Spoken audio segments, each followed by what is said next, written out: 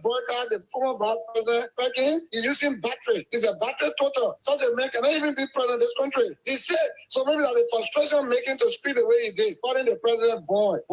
How many million people voted that boy? So many millions. Look at this boy and you elected him. Maybe you call George Weah boy because of the age, because Joseph Boyka is over 70 and this boy is about 50 something. So when you say boy, well, that's it. But boy, in the sense of immaturity, no. George Weah is mature. He's mature. That's why he told Joseph Boyka on the ground when he collapsed to fly here, bro, for medical checkup, for medical heart surgery. That's what made him to live today. I think Joseph Boyka, in conclusion, should be very grateful to that boy who flew in out of the country for open heart surgery that make him to live today. But the way Joseph Boyka speaks, the way he acts, he is one of the 9 ungrateful lepers.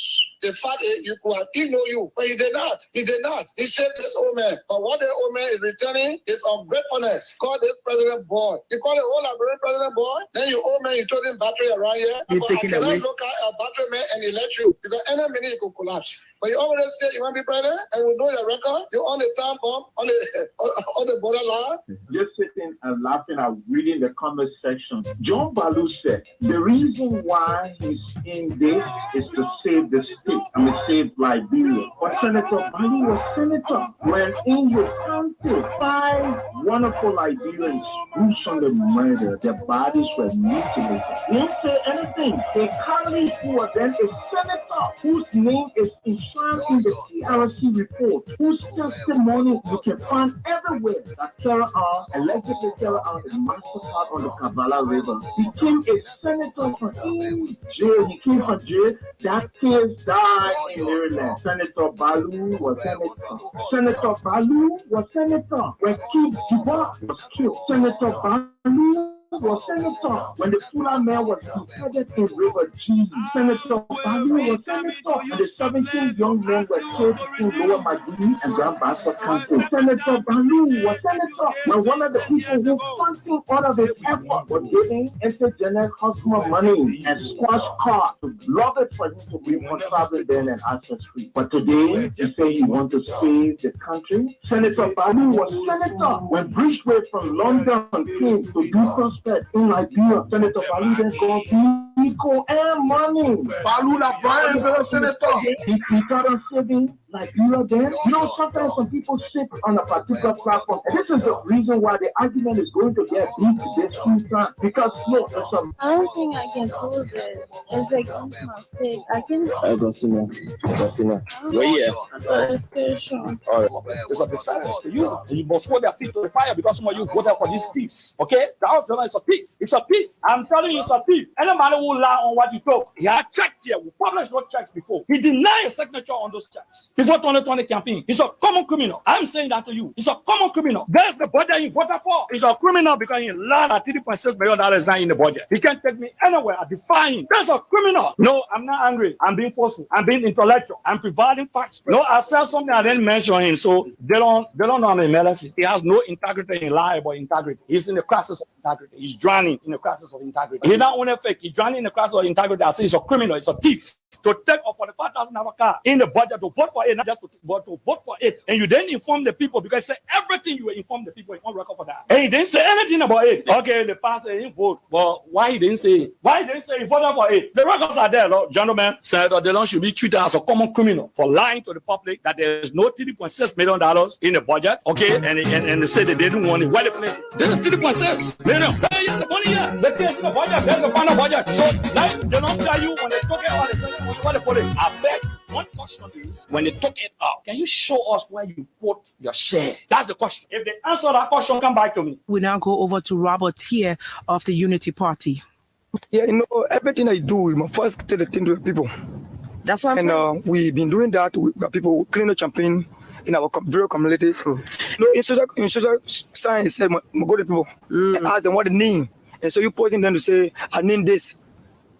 But if you don't ask your people, then what you carry to them? So before I ask them what the name and what the name that we're taking to them. Your 3 major priorities. Right now, if you look at I'm a teacher in profession. You teacher? Yeah, I'm a teacher. The second thing is that we want the boroughs autonomous. The boroughs what? It's autonomous. It's autonomous. Yeah, it's autonomous. Go ahead. And we look at some of the things we have to consider.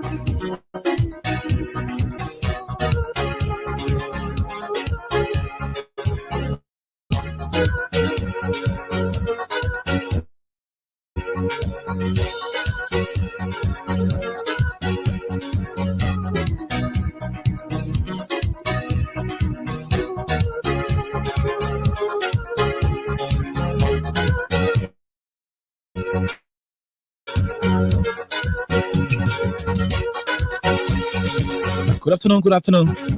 Good afternoon and a pleasant welcome to Freedom Hub on 87.9. This is the official voice of Freedom Communications Incorporated. My name is Khan Oliver Kine. Princess Alexa Vanja Colley is pretty seated with me on today's edition. Today is the 4th of September 2023. Princess will celebrate her birthday on today. And we also have with us in studio the Honorable Minister of Youth and Sports, the Minister D. Zioga Wilson. He's here to tell us more about the Liberian government's efforts towards the young people of our country. Issues relative to the youth and the sporting event in our country, Liberia, will form part of the conversation today as we are playing host to the Honorable Minister of Youth and Sports, the Honorable Minister Zioga Wilson. I'm going to ask him what is the meaning of Zioga in the Bassa vernacular. Too many things to talk about. A lot of issues happening in the country. I'm told the Unity Party had a very tough time in District 14 when the people of Dole community refused to show up. Somebody said they were asking as to why they would leave the survivors path. The Dole community road, rhetoric from the mouth of Joe Human Waka. According to one community resident, they said these are people who made them to live in the mud. Their roads were abandoned. There were nothing done substantially to solve the problem of the Dole community road. And when we as president was able to do so, they think it will be an act of ingratitude were they to go to the call of Mr. Bwaka. That conversation is someday on this platform. Until then, we have our guest in studio who will be talking more about youth and sports-related issues in the country. During the course of the second segment at about 5:15, we will play host to Mr. Haji Kroman. Haji Kroman is the former chief of office staff to the office of Representative Yeka Koluba. Haji resigned his position recently and at the same time pledged his support to Josephine Davis and the CDC in the upcoming elections. Haji will tell us why. He will tell us what prompted that decision. Until then, we take a few bars of our team song. When we come back, we run over to our guests to have a lot more to talk about here on 87.9.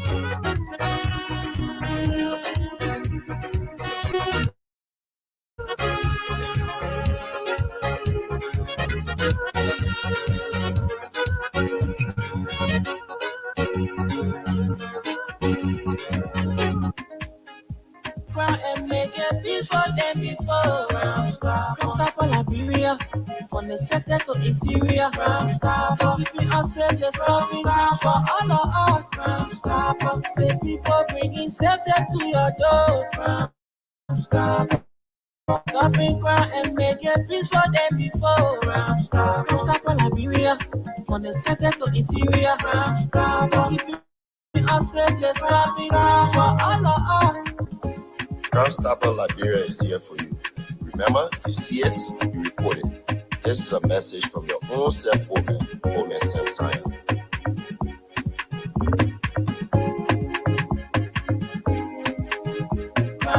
Okay, so welcome back to the program Freedom Hub on 87.9. Alexa, good afternoon. Welcome quickly.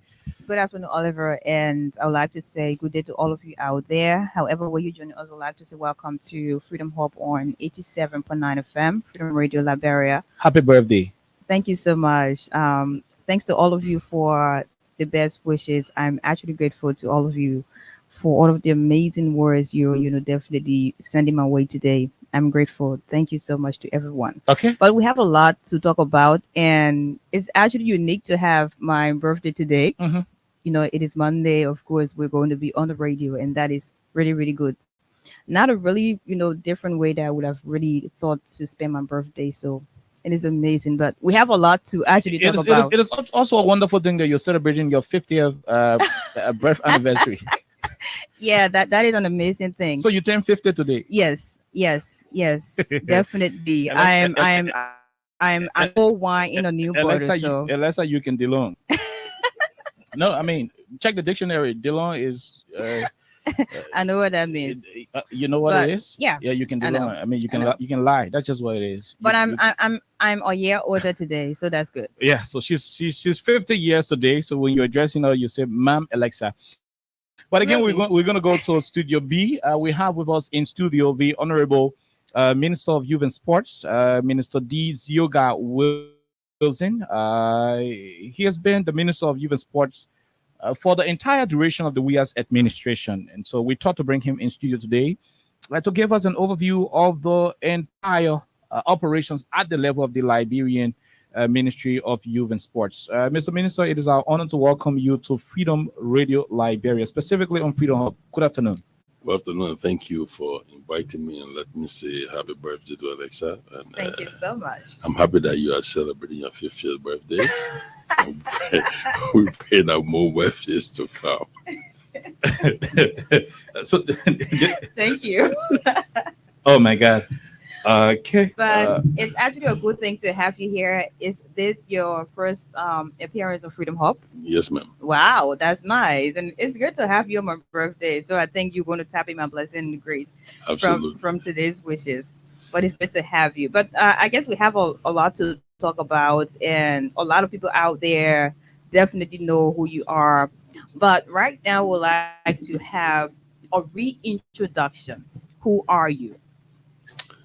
Well, I am a former Liberia soccer legend. I always like to talk about my soccer background because it was through soccer I came to national stardom. And however, while playing soccer, I knew one day I would not be able to play because either due to age or injury. So while playing, I decided to go to school at the same time. And so I am a proud graduate of St. Christopher's Catholic High School in Adamagibi County, where I graduated at valedictorian for my class. And then I enrolled at University of Liberia, graduated, obtained a bachelor's degree in economics, magna cum laude. And then I graduated from the Holy Family University in Northeast Philadelphia with a master's in information system management. And through all my journey, I've worked in several industries. And in the States, I was mostly working in the social services industry, where I served as chief executive officer for a company in Willow Grove, PA called National Care Human Services. In the various jobs I had in the States, I had the opportunity of hiring folks, including Liberians as well. And I formerly served as assistant minister for administration at the Ministry of Youth and Sports prior to leaving Liberia in 2000 to go to the States, where I spent 18 years before coming home to serve in the capacity at the call of His Excellency Dr. George Manawia. I'm grateful for him affording me the opportunity again to serve my people in my country. As you know, I'm also married, 6 kids, many grandchildren, but I'm thankful to God. It's good to have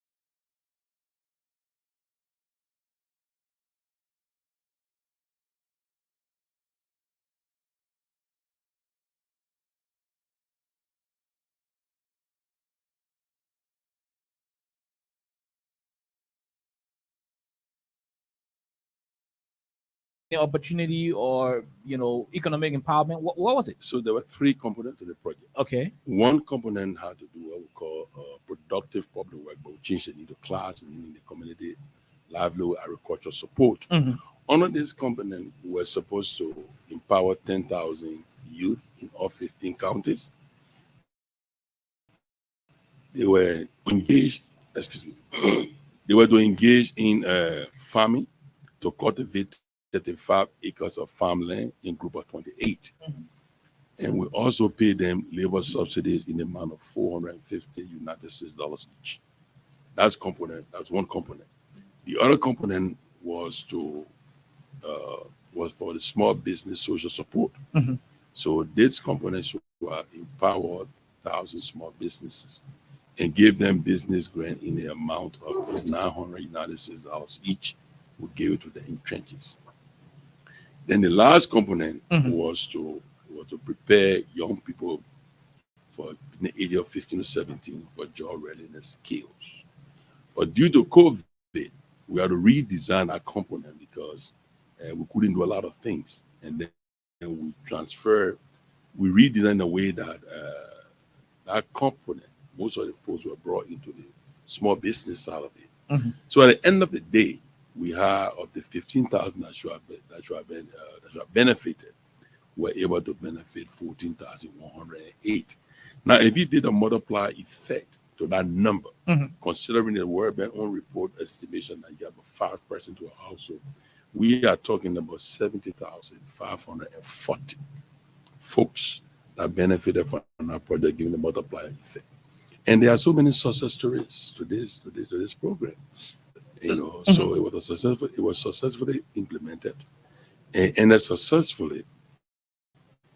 And as a result of that, the World Bank we renegotiated and requested, and then because of COVID, they came up with a COVID relief program called Realize, the recovery of economic activities for Liberia informal sector employment. The acronym is Realize. And that project initially started out with 10 million to benefit 19,000, but due to additional financing from the French government of 8.8 million, then the Swedish government 2.5, the World Bank came up with additional 20 million. Today, that project stands at 42 million, and that project is being implemented by 3 institutions. But the Ministry of Youth and Sports is the lead. Okay. The Liberia Agency for Community Empowerment leads, the Ministry of Gender, and under this project, the 42 million, there's 16 million under the Ministry of Gender to go to cash transfer in the Southeast. In the Southeast, just for cash transfer purposes. Okay. 16 billion of that. So you talk about cash, transfer in the Southeast. Is it money going directly into the pockets of young people across the southeastern part of the country? Directly going in the pocket of vulnerable people in the Southeast. Yes, 16 million of that. That is component on the Ministry of Gender. So that was a Realize brought in, but then we had a YIP that it's a African Development Bank sponsored project. Okay. At the time financed in the 2.4 million. And this project was being implemented by 3 institutions. The University of Liberia, okay, that was engaged in a job readiness skills, develop job readiness for students. Then the Booker Washington Institution in curriculum development. And then the Nima County Community College, currently Nima County University. And they were engaged in entrepreneurship development.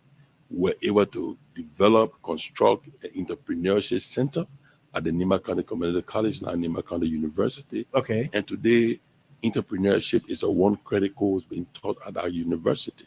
And there's a full established and furnished entrepreneurship center at Nima County Community College. Now, you're making these interventions in the different counties, especially with the universities.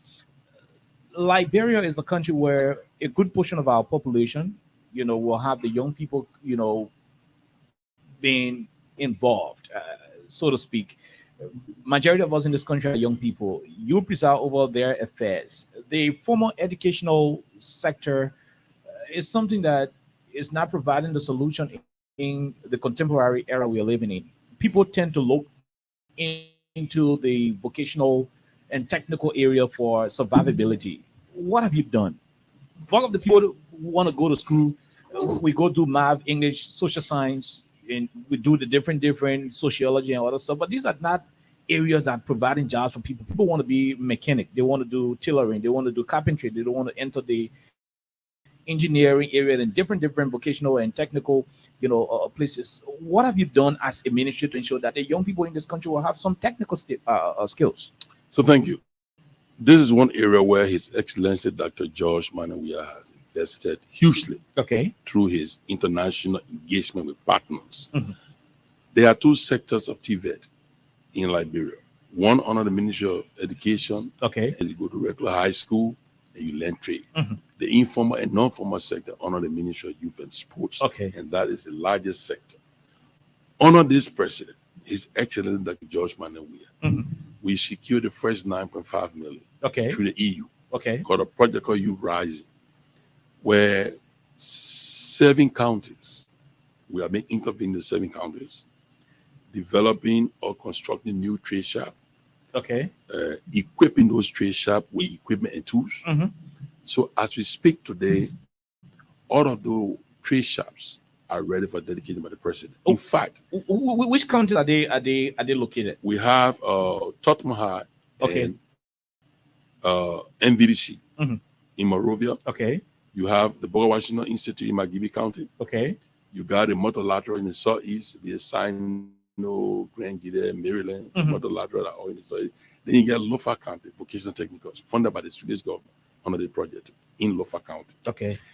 And today, all of those centers, we have had other new workshop constructed, the existing one furnished. Refurbished. You mean? And then they have state-of-the-art equipment in each and every one of them that are ready to be dedicated. In fact, on BWI, we have the Center of Excellence at BWI today, where Liberians don't have to really travel out of the country anymore if we don't, because if you send people out of the country most time, they're not many.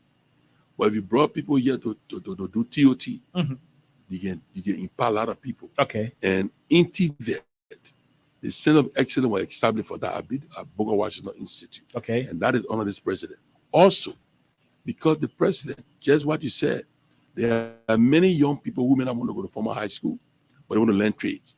We're able to, through the instrumentality of the president, Prof. Sony and I were able to again secure an additional 28 million from the EU to cover the rest of the 8 counties. So by the end of the president's second term, all 15 political subdivisions will have state-of-the-art TVET institutions with modern-art equipment, state-of-the-art equipment for the young people. In fact, those schools that we have already completed, the enrollment level has spiked because of the new development that happened in TVET.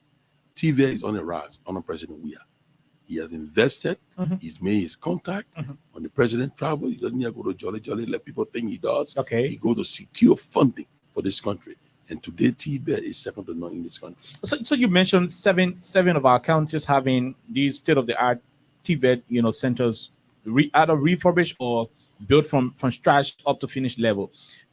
You also have plans with equipment, state-of-the-art equipment as well. Good. You also have plans to have, the remaining 8 counties inclusive of all of the different stuff. Now, are all of these centers actively serving the people in those counties? Absolutely. In fact, in addition to these centers being built, under the agreement, 120 teachers were to be sent also Liberia for training. Yes. And we sent the first 58, I believe. 30 came back, 28 stayed abroad. And those 30 that came back, we already distributed them to various TVET schools, and they're already impacting people because that's part of the program. Also, part of the agreement, these 120 teachers, the agreement has been such that they would have been recruited, probably not employed by the government, but upon their return, they should have been employed. But fortunately for us, 2 years before they left this country, they were all on government payroll. We met that requirement. Another requirement of the agreement is that we need to give autonomy to these schools, both the Ministry of Education and the Ministry of Youth and Sports. Because each of these institutions will have a production unit. Like for instance, at my institution, NDDC, we now have a production unit in Woolworth. Okay. That our students will compete in the private sector when it comes to making furniture. The same is true for Tottenham High. They have a production unit in Woolworth. So this is what is happening today in TVET. And the young people have an opportunity to make sure that the skills they have, they can develop those skills and then we'll have a productive workforce, which is good for the future of this country. Which is very good for the future of the country. Now, you from the onset, you made it clear that the ministry is better off today than what you met there, as minister, although you were there as an assistant minister. And now, Liberians are kind of concerned. They're thinking the previous administration at the Ministry of Youth and Sports had this thing they call vacation school jobs. When you came to power, Mr., the issue of vacation school jobs is something that we don't see anymore. Where during the time of vacation, you'll find young people who will be bridging the different communities. They will be sweeping. They will be doing stuff, so that at the end of the vacation period, they will have something to go to pay their school fees and do stuff. You want to tell us why that ended? Well, when we took over, the president announced to the country that he met a broke economy. Okay. And he had to straighten a lot of things up. Government had competing demands and challenges. Okay. Then COVID came, we had to focus on the health sector. But despite the fact that we have not been able to come up with vacation job, there have been other areas where we have been providing help to young people. One of those is our National Cadet Program. Our National Cadet Program will recruit college graduates and prospective graduates. We send them to various institutions to work for 3 months, give them transportation allowance. And while they are there, we are encouraging the companies to hire them. And since we launched that program, in fact, that program was being financed initially by the Swedish government through Mercy Cup. Then the funding dried out, then UNDP stepped in. And I can tell you, up to 80% of the students, of the young folks that we sent through our cadet program, they got gainful employment.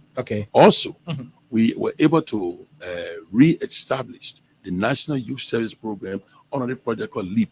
In fact, LEAP was the first youth program under this government. When we went to France in 2018, and people thought you want to visit your friend Macron, the first amount that came to this country was 4 million through Mercy Cup in a program called LEAP, Liberia Entrepreneurship and Employment Program. It was being instituted in Montserrat, Margibi, and Grand Bassa to benefit 11,000 young people. At the end of the program last year, October, the program benefited 11,800 youth. And again, I like to use the multiplier effect. If you do the multiplier effect, at 59,000 folks that benefited from LEAP. And on a LEAP program, we brought the National Youth Service Program there. We brought in the youth on the job training as well. So there have been other measures taken by the Ministry of Youth and Sports to empower young people outside of vacation job. Outside of vacation job. Now, one of the other interesting places people tend to have their interest is the beach and waterways. This is something that we've been battling over as to the status. What happened to the project? At a certain point in time, the government had issues with paying people who were cleaning the beaches. Later on, the government had to suspend the program. They put it to a halt. You reintroduce another program under a new name. You want to tell us what happened to it? Because you inherited it. One would have thought that your government will continue what you made there, or better still, improve on it. Well, thank you. Yes, you said it right. We inherited business in waterway, and we did our best to work with the folks, but it became violent. There were some folks who were in it to cause a bodily harm to myself and my colleague. And so we reached a point that we had to shut down the program, which we did. Then we negotiated with them, and we agreed to pay them $2 million. We all agreed, both parties agreed, the government and them. And we paid them the $2 million, paid them off. So government did not owe them a dime. Program was shut down, and we paid them off. So the government brought in a new program. Now, before we go to the new program the government brought in, now, you shut it down because you and some of your staff were, being threatened. Not just me, my staff, the Mhm. threatening, they have come to my ministry, to the Ministry of Youth and Sports, Okay. unannounced, and we're in the meeting, the Ministry of Education, Mhm. myself, and Minister of Finance. Okay. And we are going to address them, despite the fact we're not aware that will come. Mhm. Like, that's one of the reasons why we shut it down. Okay. And when do we address them? Because when you have a problem, and you're the authority, the power that be, Mhm. is there to address you. You listen, right? Mhm. They begin very violent. And thankfully, our security and my staff at the Ministry of Youth and Sports were able to get all of that. That's just one reason. Mhm. The other reason is that the program got out of hand to extend because the guys running the program, it started putting folks on it just arbitrarily. But you're the one who's supposed to supervise it. Yeah, we were supervising the program. So if they were inflicting the different list across the country, it means your supervisors weren't doing what they're supposed to do. Well, you may think, look, there was a complicated program. I tell you, it was Mhm. very complicated. Okay. And despite my instructions, when we came 2018, the program had 2036. 2036 persons on By it. the time we shut that program down, they had gone up to 4,000 because these guys they were the one doing the payroll. They were the one doing almost like everything. Who were who were they reporting to? The guys who were doing the role. The Deputy Minister for Youth Development. And you are the Minister of Youth and Sports. Yes, I am. The Deputy Minister falls under your authority. Absolutely. Fine. So don't you think if you had the proper mechanism in place as a ministry, those irregularities would have been sorted out, so that the program would not come to that kind of closure? So I will tell you that much. Mhm. I understand from a distance you are making very good points. Okay. But I will tell you, this was a complicated program. And the way we thought to solve the problem after it started getting violent was Mhm. to shut it down, Okay. reorganize. Mhm. And that's exactly what we did. And we paid them off. The new program we have today, Mhm. it is well structured. We don't have no problems. It is on our direct control. Do you have up to the number of individuals who were on the first program on this current program? No, we got more on the current program than the first people had. But some of them are also on the program. Okay. So the thing is that this is a program for everyone. Mhm. Because you're on BC and whatever before, it doesn't mean you can't be on the coastal sanitation current or the testing program. Okay. We got people from the BC and water. In fact, the current spokesman for the testing, the program government running now, Mhm. he was the spokesman for the BC and waterway. He was Okay. one of the regional coordinators. Okay. So we incorporated people. They are Liberians. They're Okay. entitled to work. Mhm. That's why if I would pay them off, but Mhm. we say incorporated many of them on the program. They So are on it. So this testing program, is it a temporary stuff, or this is something government is going to continue doing in as much as this administration will remain in power? Well, as long as President Weah is in power, the program remains because the president believes he needs to empower his slum community and people who are less fortunate brothers and sisters. That all the program is about to help them. Take them out of poverty, make them be able to find food for their families. So this program remains in place as long as President Weah is president. I'll take you back to YOP, the Youth Opportunity Project.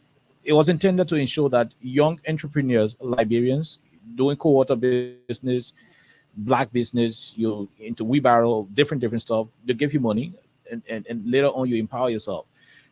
Do we have a second phase of that coming up? Was there a sustainability plan so that those who benefited from it, maybe year one, there will be an opportunity for another cycle to benefit, or it was just a one-stop, shop situation? So we have a similar version of the YOP Mhm. for the small business in Realize. Okay. Realize it's small business support. Mhm. As a result of COVID, there were many small businesses that were affected. Is it up to the capacity of the YOP? It is more because on a YOP we're empower 3,000 on a small business. Okay. On a Realize is 4,000 plus. Okay. So it's more. That's 1,000, Yeah. increment. Yeah. In fact, more than that. More than because of the additional financing. So it's a little more than that. Okay. Okay, so I think I have concern with the the imparts that have been made and the several initiatives you have taken over the period since you took over the Ministry of Youth and Sports. So a lot of young people, really support the president. That's number one. And a lot of young people also follow you and what you do exactly from your background in sports and all of that. So if we're going to be really counting the levels at which we've had a lot of young people to be imparted based on the different initiatives and projects you've had, what exactly would that be? Well, if we look at it from the programs, including the YOP, the Realize, and the YOP, and all we consider exponential effect, we are looking at 397,790. But also in TVET, we have put on graduates for our TVET schools. We have put over 9,000 for MBs. Okay. And we have put over 1,368 from the BDOTC, the Business, Domestic, and Occupational Training Center, predominantly all girls school. And for the BDOTC, from those that graduated, the 1,638, 944 then got gainful employment, and the 689 became self-employed. Because when you go to vocational technical school and you graduate, you can either be employed or be self-employed. And that's why the BDOTC is the most successful vocational school that is being run by the Ministry of Youth and Sport. Okay. Yeah, we'll also go to Oliver asked a question about, at the end of the day, we had students, high schoolers who were, not really employed, but during vacation, they had to get something to do, just to get a little something for themselves during that period. So that was a moment where a lot of people actually expected that since this president is 100% invested in young people, regardless of where you're from, they thought that was going to be a moment to be continued, but it did not actually continue. So why did you guys stop? And based on the different initiatives you had, like vocational trainings, you have someone to say, I want to go to vocational trainings, yet you still have young people who are in high schools, yet they still want to benefit.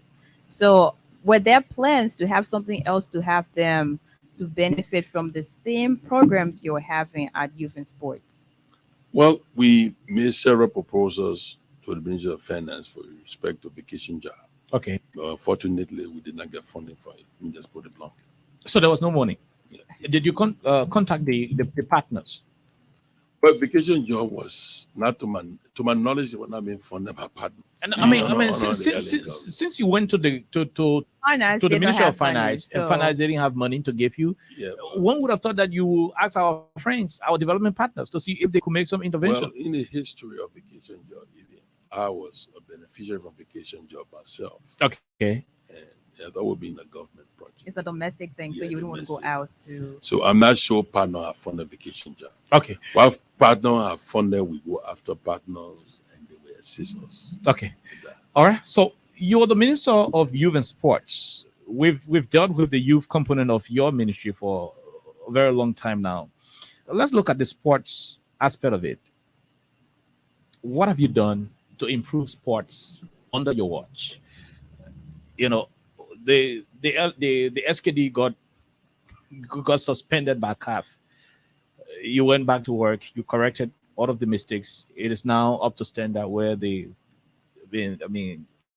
the extent that Sierra Leone had to borrow our field to play. Unfortunately, the Lone Star of Liberia is yet to qualify under your watch as the Minister of Youth and Sports. Not even for the AFCON, at least to talk about World Cup. What is the status of the Liberian amputee, team? You are a former goalkeeper. What is the status of sports under the WIAS administration with you, the co-pilot, presiding over the affairs of the young people and the sporting situation in the country? Drive us through. Thank you. I will first make a general statement, then I'll take you to the SKD in context. Okay. So I would say sports in this country under President WIA is on the right trajectory. Okay. The first step I will make. Come back, SKD. We have to look at the SKD in context, and I'll explain this to you. Given the ban on the sports, club licensing that led to the ban of the SKD started in 2015. Okay. not 2018 or 2019 or 2020. So the UP government should have done what President Weah got did. Despite the fact they got 18 million through the Chinese government. Okay. So there where it started. When we were made aware of the situation, it was during COVID. You were made aware? During COVID. No, That's when we received a communication. This government received a communication from CAF to follow up, but it started since 2015. Okay. That's what I want to let you to know. When we got the information, COVID account, and pray tell me, government Liberia, we're not going to spend money to fix football fees while people are going through this pandemic. So that's why I led to the delay. But thankfully, we did our best to meet many of the minimum requirements by CAF. We're not already rules yet. We still have to get doctor's seat. We still have to do the floor level, what have you. But at least we are at a place where other countries are using our stadium now today. So I want to provide that clarity. And it took President Weah less than 3 million to put the SQ to where it is as compared to 18 billion. So just to put that in context. So I said, suppose it's on the right trajectory on President Weah. Okay. We are the Ministry of Youth and Sports, and not sport with an N. I will get S. So let me start with some of the progressive path I talk about. One, athletics. Athletics is one of the sports in this country that under this president have made mark, not just nationally, but internationally. Okay. Example, 2021 Olympics. For the first time, Liberia went to the finals in the 200 meter at the Tokyo Olympics. Okay. Never before have we reached that. And the kid we talked about, Liberian, Joseph Famule, he was number 20 in the world. He went in 200 meters when he went to Tokyo. Were you involved as a ministry or just somebody who was living in America went there because he's a Liberian? No, he went under the banner government. We recruited him under the Athletic Federation. He didn't go by himself. Did you sponsor him? Of course. The government paid for the folks that went to Tokyo. Okay. So he went there, number 20 in the world. And after the competition, he became number 5. Okay. Great achievement. Okay. Liberian won the final. The other Liberian lady, Ebony Morrison, she was 136 in the world. Okay. When she, at the end of the Olympics, she became number 13 in 100 meter hurdle. Fast forward to 2022, at the World Games, Liberia went to the World Games, sponsored by the government of Liberia. Joseph Famule again came number 4 in the world in 200 meters. That has never happened before. Never went to the finals in any category. Under athletics. Under athletics. 0. Okay. We went to the finals. That's improvement under this government. Okay. Athletics. Let's fast forward to football because I know that what your interest is. I mean, everybody has an interest in that. We want to know exactly, especially when the president is from the footballing, terrain. So one myth I want to disabuse us of, because the president played football at the highest level, and I played football at the national level, it doesn't transcend to the player that are playing. Look, the category of players Liberia had before, we don't have them today. You understand that fact? The categories of players that we had, we don't have them before.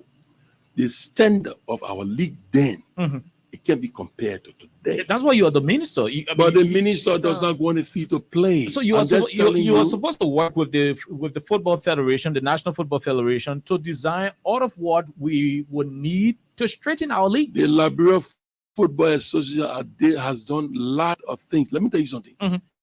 Liberia has played more friendly international matches under this government and it's evident any other president in history.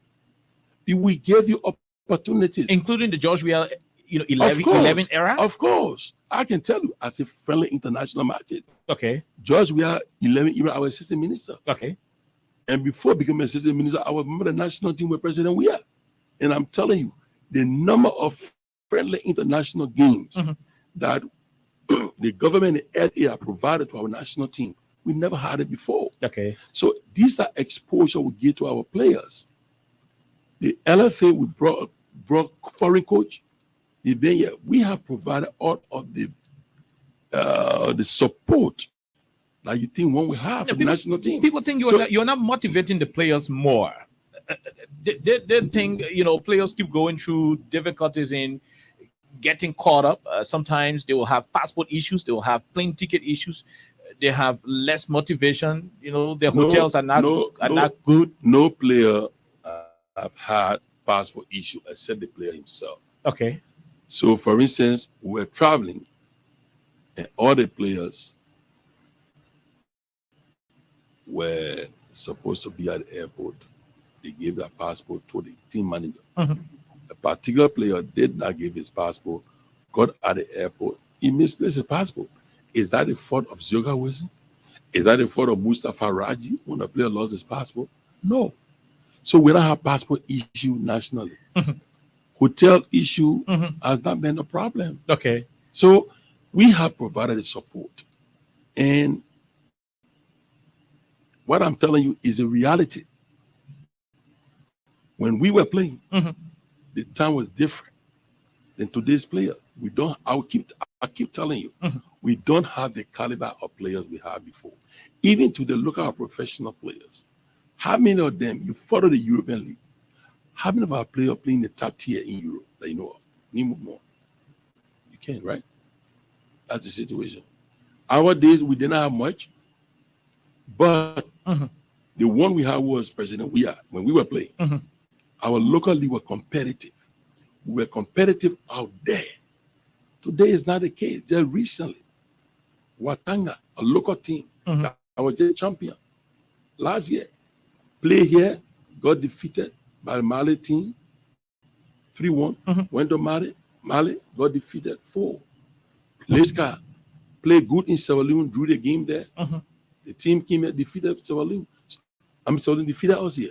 The issue here we need to look at, and when we realistic is what the LFA is doing now is the future of our country. Okay. They are developing football from the grassroots.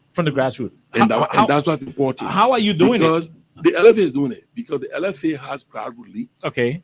That run the under 12 league, the under 15 league, and these young folks are players that are playing together, and they will continue developing at that level till they grow into the national level.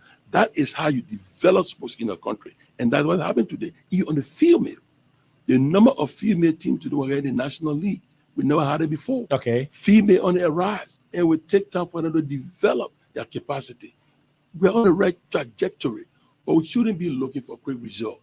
On the national team, it will take time for us to build a team that will be representative of the country.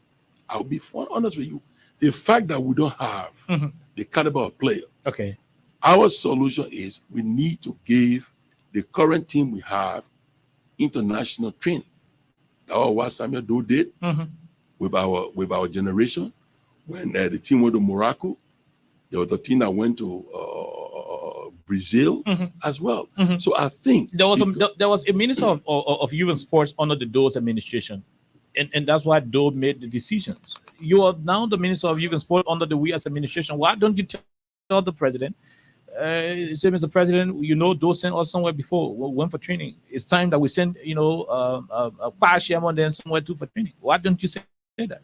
Well, the thing is that when the president appoints us, he's not appointing us to take everything to him. Okay. And then because if you keep going running to the president every day for stuff, you tell the president you're not doing your job. So what have you done to ensure that, like, you were taken out of the country on the door? Well, I would tell you. Our problem has been funding. Then find it. Simple. Then find the fundings. Well, then we need to speak to the minister to it. I don't find funding. The minister of finance finds funding. So we want to take the team outside Liberia. It's a fact. We want our team to get training. It's a fact. Okay. Because this caliber of player we have, we need to provide them more training. Okay. International training. Football infrastructure. This country, when you mention football, we know SKD, we know ATS. Beyond these two, we can point to any, big structure for the sole purpose of national and international, football. We know the president did the Invisible Park.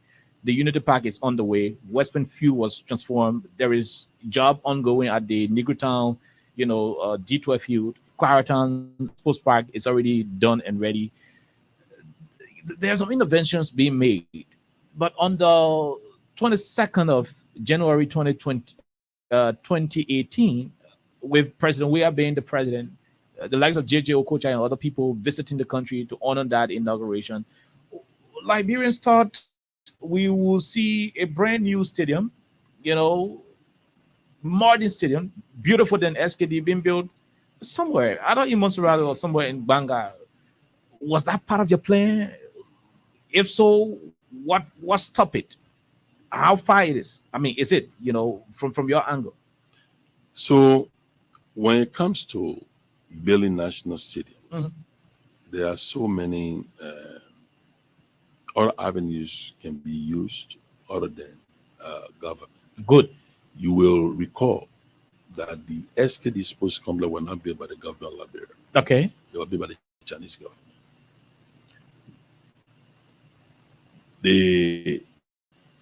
There have been some negotiation going on. I know FIFA was supposed to build stadium in some African countries, and it is my understanding Liberia is one of those. And I believe those discussions, not just Liberia, are still going on at the level of the FA. Okay.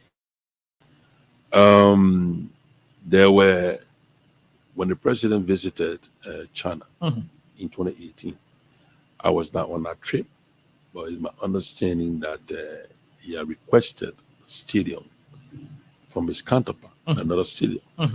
And that was brought to my attention, and we started working with the previous Chinese ambassador. Okay. And maybe you may not know, but China has a long bureaucracy in getting things done. So those discussions were going on.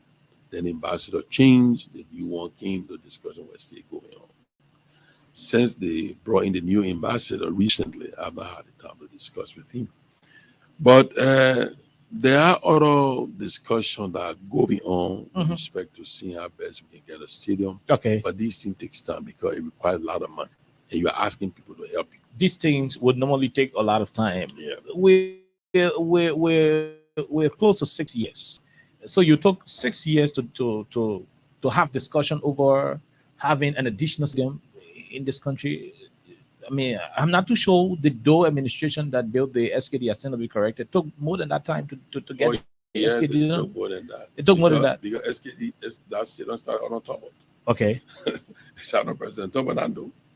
But Doe came and just be on the books for a long time. And Doe came, he accelerated, and it started in the 70s. Your critics would think that you were better placed to have these things expedited, considering the fact that the man who is your boss, the president, is himself a football icon. Minister Wilson, at any forum, whether it is Dubai or you go to Qatar or you want to go to the very China, once you mention the need to have a football stadium, and the president being George Weah, the only African to have won the Ballon d'Or, people who are critics of this administration think that it should not be a long thing for you to have those things coming to the country. Are you not pushing, harder, or is just that it is not a priority under your watch? Well, when you sit from the distance and you feel that the president is a football icon, you can just walk to somebody and say, I need a football field in Liberia, happens like that. No, that's not how it happened. You think so? No, it doesn't happen like that. The president has been working seriously. There are records to show people who were at airports stranded in foreign countries where they had, no identity. No direct connections. They only mention his name, and in some instances, they got relief. So why don't you think his name will expedite such a project, especially under his position as president? You are mixing apples and oranges. Okay. Somebody at the airport that is stranded and say, I'm from a country, from George Weah country, and maybe somebody helped the president.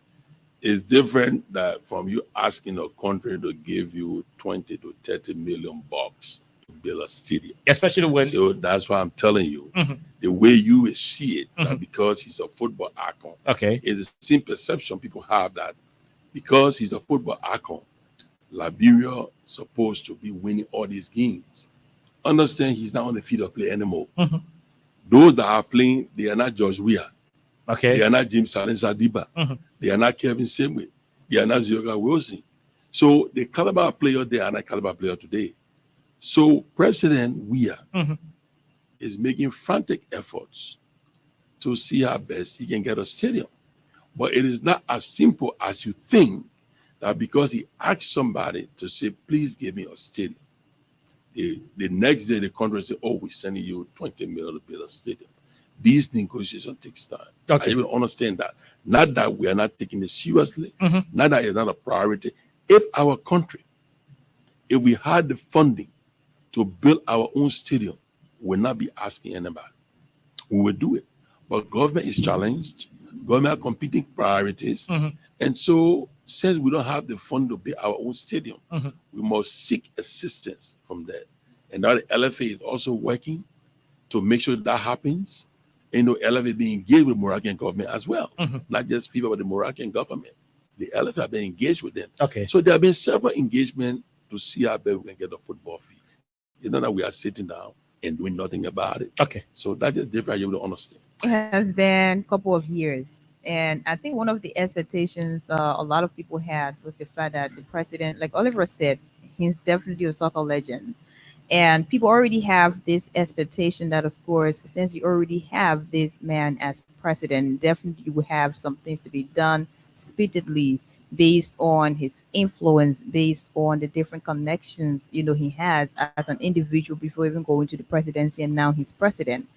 So since we're disregarding the fact that these things don't really just take a day or two to be handled, you as the Minister of Youth and Sports, what have you done in your capacity? Because you have, I guess you have international friends from different countries and you also have different partners. So what have you done in your capacity as the Minister of Youth and Sports to have these things to be done, even if not just a year, but what have you done within the space you've served?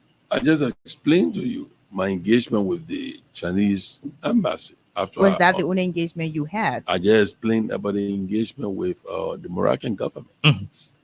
I just explained that. Okay. Those are the engagement we've had. Okay. And because the FA is dealing with the federation, Mhm. they are dealing at that level, but with my full knowledge and support. Okay. Because we are a partner Mhm. into this. Okay. So even with the FIFA will be for countries in Africa.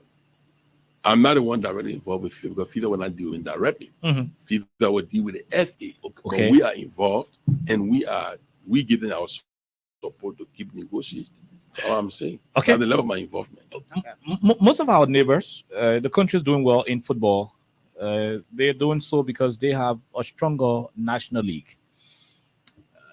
Their leagues are stronger because their citizens are in support of the different national leagues. I've seen that in Ghana. I had the privilege to see similar thing in Ivory Coast and other places around the region. Now, in Liberia, the only time we find the local people, the citizens go into the football fields is when we have the national team playing, the Lone Star, not even under 20, but I mean the senior national team, or there is something called county meet. Now, pundits have argued that there is a need that the Ministry of Youth and Sports work with the LFA to ensure that the county meet, since indeed it has all of the different support from the county leadership, legislative caucus, everybody want to identify with the county, and you find more support going to the county teams than Liska, Watanga, Madi Barrow. Let's make the county meet the national league. Take what we currently have as the national league, maybe make a League 2 and down the line, so that with this happening, Marylanders will say we would not sit and Maryland County go on a relegation. By doing so, every game Maryland is going to be playing against Lofa, Lofians will also be there, and that's how the clubs will start to generate money. infrastructure will start to improve because Maryland too will be having their home and away games. It will develop. The stadium in Harper, the one in Lo-Fi, is going to get developed, and that's where you identify raw talents. Other than waiting for the boys who are playing for supermarket teams in Malaysia to be on the national team that they will not provide the results. Have you received these recommendations? If so, what are you doing about it? Yes, many people have said that because see the county meet has its own excitement. Okay. Why don't we transform or turn the county meet into national league? All year long? Now, I say this much to you. That will not work. Why? I will tell you why. You see, every country, their settings different. Like if you went to England, you see that most of the teams that named after those cities supported. In Liberia, county meet is a political event. It brings all together at a period of time. And the 1 month county meet is held. The challenges that the countries go through, you may not know. To take a team, say for Nima County, to be in the National League, that you expect that the Nima County people will support that team. It's not going to happen. So you need Nima FC. Who will support it? You think Nima? Nimayans. Hold on. Okay. FC Maryland. Saying it is one thing, but whether in reality will happen, ask Adolphus Dolo. He's from Nima County. Okay. He had the team in the league.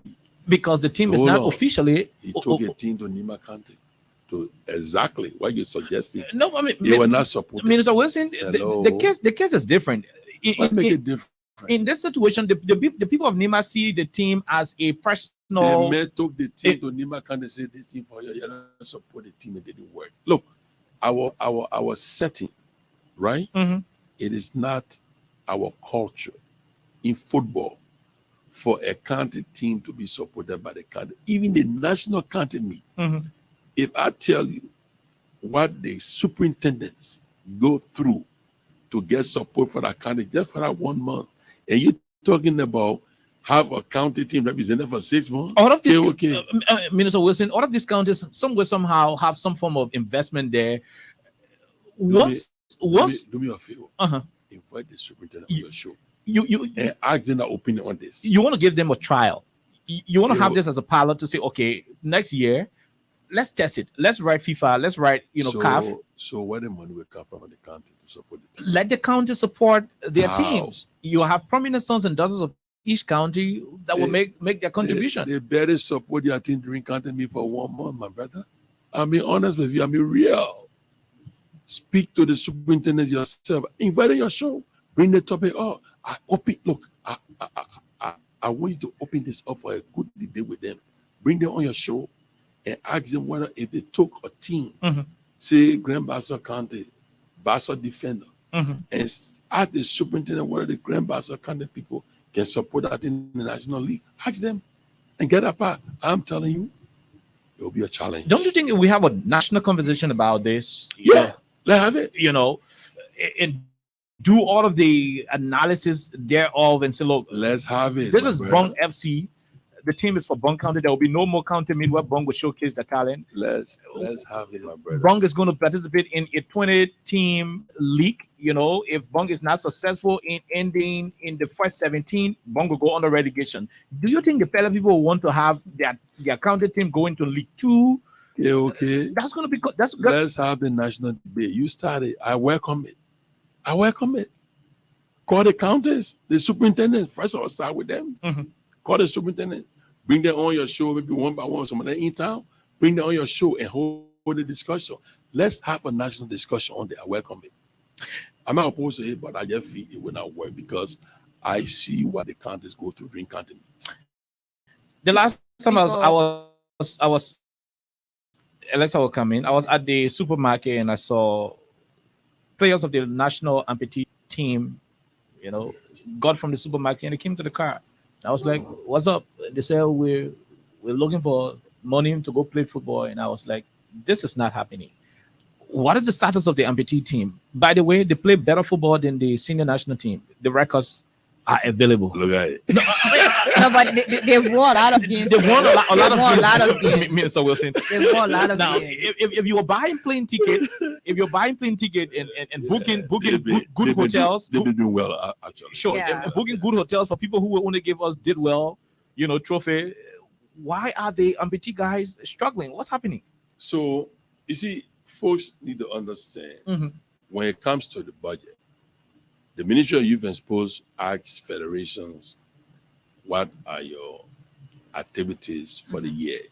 How many games you participated into and what they cost? Mhm. They gave us the budget, we formulated the budget and sent the Ministry of Finance about the sports budget.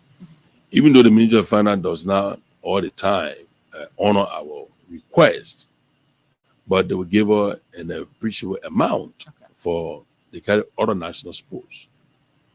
Now, the competition that the amputee team is talking about is the para games in Ghana.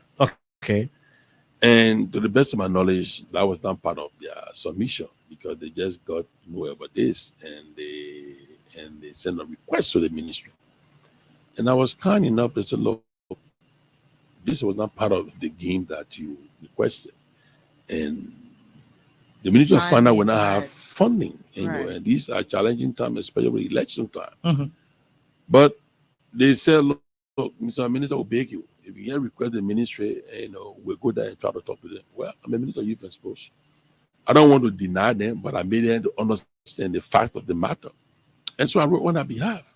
And I think they've engaged the Ministry of Finance, and it's my understanding they're making some progress. But I don't want to let you know that it's not that it was budgeted for and we're not doing it. Ministry of Finance will always honor what is being budgeted for.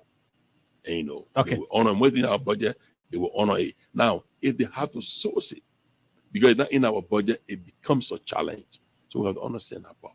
So the fact that was something that was like off. So Yeah. it would not really work based on the timing right now. So it's difficult to work. Well, I made it clear to them, I'm not the Minister of Finance, but Right. for my budget, it was not factored. Okay. But they asked me to write and they would talk to the minister, which I did. And I understand they're making some progress. But I wanted to clarify, that was not something that was budgeted for. Had it been budgeted for, we would not be holding a discussion. Okay. Because like I said, the Ministry of Finance will always honor Right. what is in the budget. If it's outside the budget and they got to source it elsewhere, it becomes a challenge for them, especially during these times. Right, great. So people have, but we all love sports. And when it comes to, I'll go back to the National County Sports Meet. That is like one of the moments where you have a lot of Liberians to get together and you see the uniqueness, you see how amazing it is. So you talked about the different challenges the counties face during these periods where, they're talking about supporting their different teams, and maybe at the end of the day, it would not be possible to have what Oliver said as a recommendation to work based on how difficult it is to support the different teams. So someone also recommended that we should also have this game to be played 2 times a year, since we're talking about unifying people and bringing people together. Are there any plans to have this considered where you will have, for example, December to January, you have another county meet to be played, and then you have some maybe the start, or maybe July, like 2 times a year? Is that something that you've considered? Well, I don't see the rationale behind having it. I mean, I don't see the rationale for having it twice a year. Okay. Why? Because the National County Meet is delivered by the government of Liberia. And time member has been held once a year. And to make it twice a year, I don't see why we should have it twice a year, honestly. Okay. Okay. All right. So we're going to take our break. When we come back, we afford you the opportunity to interact with our guest, the Honorable Minister of Youth and Sports, Minister D. Zioga Wilson. I told you he's going to tell us the meaning of Zioga in the Bassa vernacular. But let's take our break to be right back.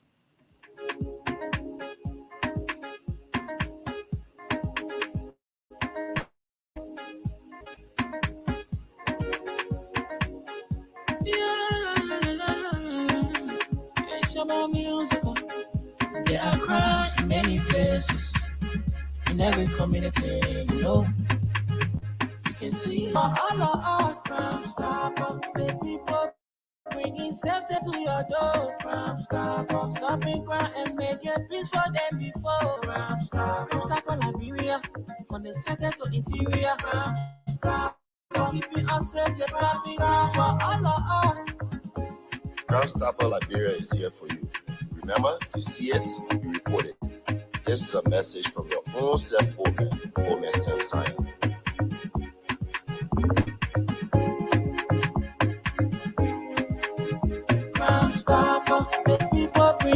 Okay, so welcome back to the program Freedom Hub on 87.9. Hopefully, we will have Mr. Kroman, the former Chief of Office Staff, to represent the Columbia in our studio.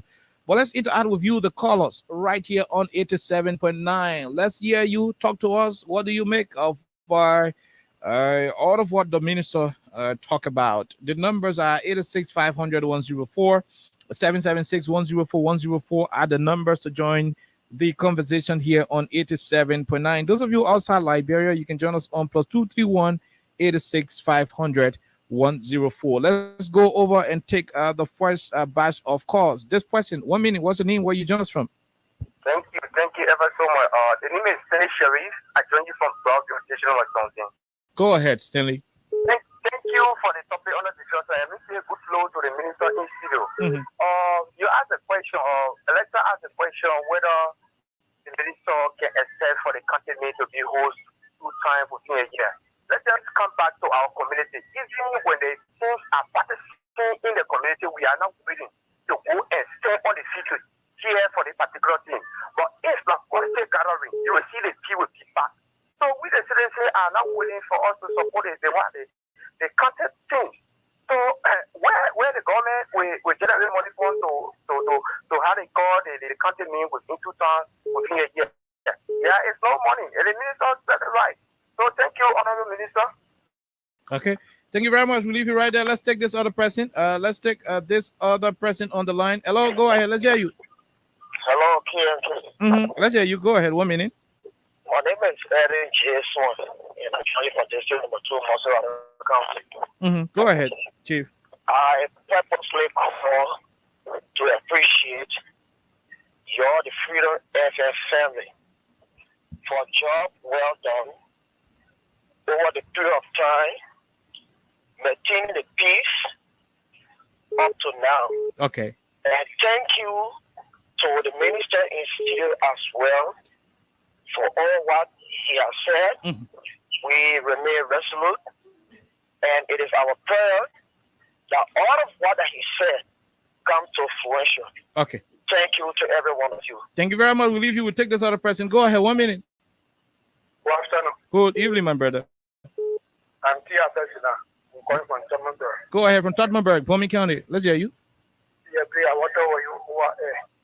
You want to talk with me off air? Yes. Is it about the minister? No, it's when I get this thing on my mind. Okay, so just hold on. We'll talk to you later on. Let's talk to this person. Go ahead. 1 minute. Yeah, Oliver. Let's hear you, sir. What's your name? Yeah, I'm Philly.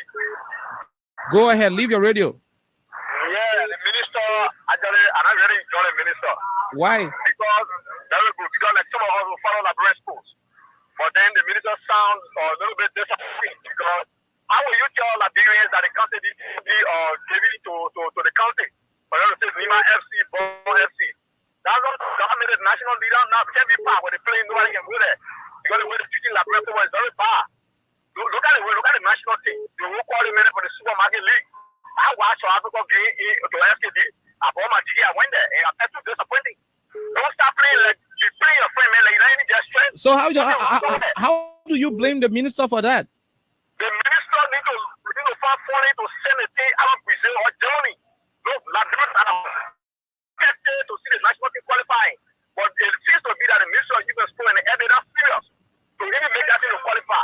Send a team Brazil or Germany. What are you doing? They get the money. They get money when they pay minister like 50,000. Hold on. Take your time now. No minister has been paid 50,000 in this country, my brother. I'm a small lover. I'm really disappointed the way the minister spoke. Okay, I understand you're disappointed, but manage the figures. Yeah, so tell them to send the national team abroad, please. Okay, thank you very much. We take the other president. 1 minute, go ahead. Let's hear you. Yeah, good evening. Good evening, Chief. Let's hear you. Yeah, just That's my happy birthday. Wishing many more years to you. Oh, okay. Thank you very much. Let's take the last 4 callers. Then we call it a day. We go to the minister for his parting comments. Let's talk to this person. Go ahead. 1 minute. Hello. Let's hear you. 1 minute. Yeah, Hello. What's your name? I'm Sadia D. Barkley from Bapolo. Bapolo County. Go ahead, Barkley. Yeah, I appreciate the minister so much in studio. You know, the opposition guys can get playing some lies. I gotta just spoke here now is the opposition. Oh my No God. minister is having pay in the country for 50,000. While all the ministers there in studio there, he said it all. Like, bro, when it comes to sport, we just gotta pray so that we can get some good people for the team. But you can put no blame on the minister for that. Thank you. Thank you very much. We leave you. We take this question and we take the last 2. Go ahead. 1 minute. What's your name? Yep. Johnsonville. Go ahead, Samuel. Yeah. Oh my God. We leave you right there. Let's take this other person. Go ahead. Then we take the last one. Hello. Yeah. Good evening. Good evening, Chief. Let's hear you, sir. My name is Emmanuel John calling from Mosvalley District 13, Battery Factory. Go ahead from Battery Factory. I want to tell the minister thing in the studio, but my point of view is it's like a National First Division League. We have a lot of Google players in our league to be promoted to other countries for trial. Because now we're seeing the other people are coming from out of the country. They are not performing well. So the other players are in the league. They need to, as every year in the league, they need to promote 5, 3, 4 players and then to go out of the country for trial. If we make it there, the national team will be good. Because now that national team will call players and then for all over, the national team no result. Okay. Yeah. Oh, so you want the minister to do that? Yeah. Okay. Thank you very much. We leave you. We take the second to the last. Go ahead. Let's hear you. Yeah, okay, I see. We are great. This is Man CC. Go ahead. Yeah, they get around the law. And let's have happy birthday, my daughter. I don't have to find your gift. Before the weekend, I will carry it to you. Thank you. Okay. You need to have to the minister there. Minister, you spoke well. They men are poor and thinking that this and that. All when they were there. How many did lose that play and they won in this league? Then you got tell us. They will not catch up. The man spoke well. He not doing this, not doing that. When he was there 12 years, when they lose that, he was doing this country. Then they can't tell us how many did that. When we to be like carry, it's not carrying in the country they brought to us. Then you can't tell us. Can't bring it more where you're not seeing it, right? You're not seeing it other way. Come on, get off from there, man. Minister, thank you. Go ahead with your topic. They saw the place happy, the left of dog. The left and the minister came with the we are see. He says happy a broken seat there. Can't throw your rubbish here. Thank you, yeah. Yeah, Man CC. We leave. We leave right there. We'll leave into this quick break. We don't have the time. Our guest already in studio. Let's take this quick break to be right back. Bringing safety to your door. Stopping crime and make it peace for them before. Stop Liberia. From the center to interior. Keeping us safe, let's stop for all of us. Crime Stopper Liberia is here for you. Remember, you see it, you report it. This is a message from your own Omen Sam Sign.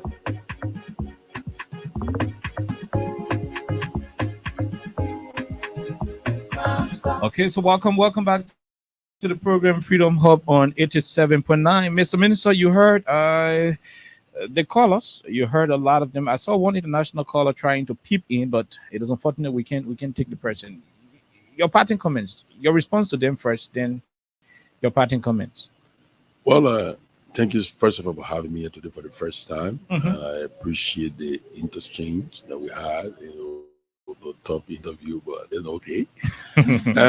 All I can say to the callers is that their concern regarding the national team is as much as our concern, and the issues that are laid out are the facts of the matter. Our problem has to do with the caliber of our players, but however, we need to see how best we can provide them more training outside Liberia to see how we can develop a team. And the youth development program that we have laid up, are sufficient. I didn't go through all of them because we're involved in other topics. But I can say to them that if you want more, there are more things in the pipeline. You need to give the president 6 more years. We have more to do. We have more to accomplish. So thank you for having me, and I hope to come back here again another time. Okay. Thank you very much. Happy birthday again, Alex. Thank you. Okay, so he's Minister D. You didn't tell us the meaning of Yeah, Zoga. you have to. Zoga means the town crier. Town crier. There are two. They get Zoga. You were calling me Zoga, friend, not Zoga. Zoga is society man. Society man. Society. Okay, so Zoga, you my are, name, I'm the town crier. okay, so you are not a society man. No, I'm the town crier. Zioga Zioga. Wilson. Okay. Yeah. Okay. So, folks, we're gonna take a break. Folks, he is Minister Zioga Wilson, the town crier Wilson, here on 87.9. We take our break. When we come back, we have our guests, and the guys will tell us more about a decision that they made. I see Miss Apatia, Diallo, formerly of the Unity Party. She's here to tell us more about why triggered that decision. Let's take a break to be right back.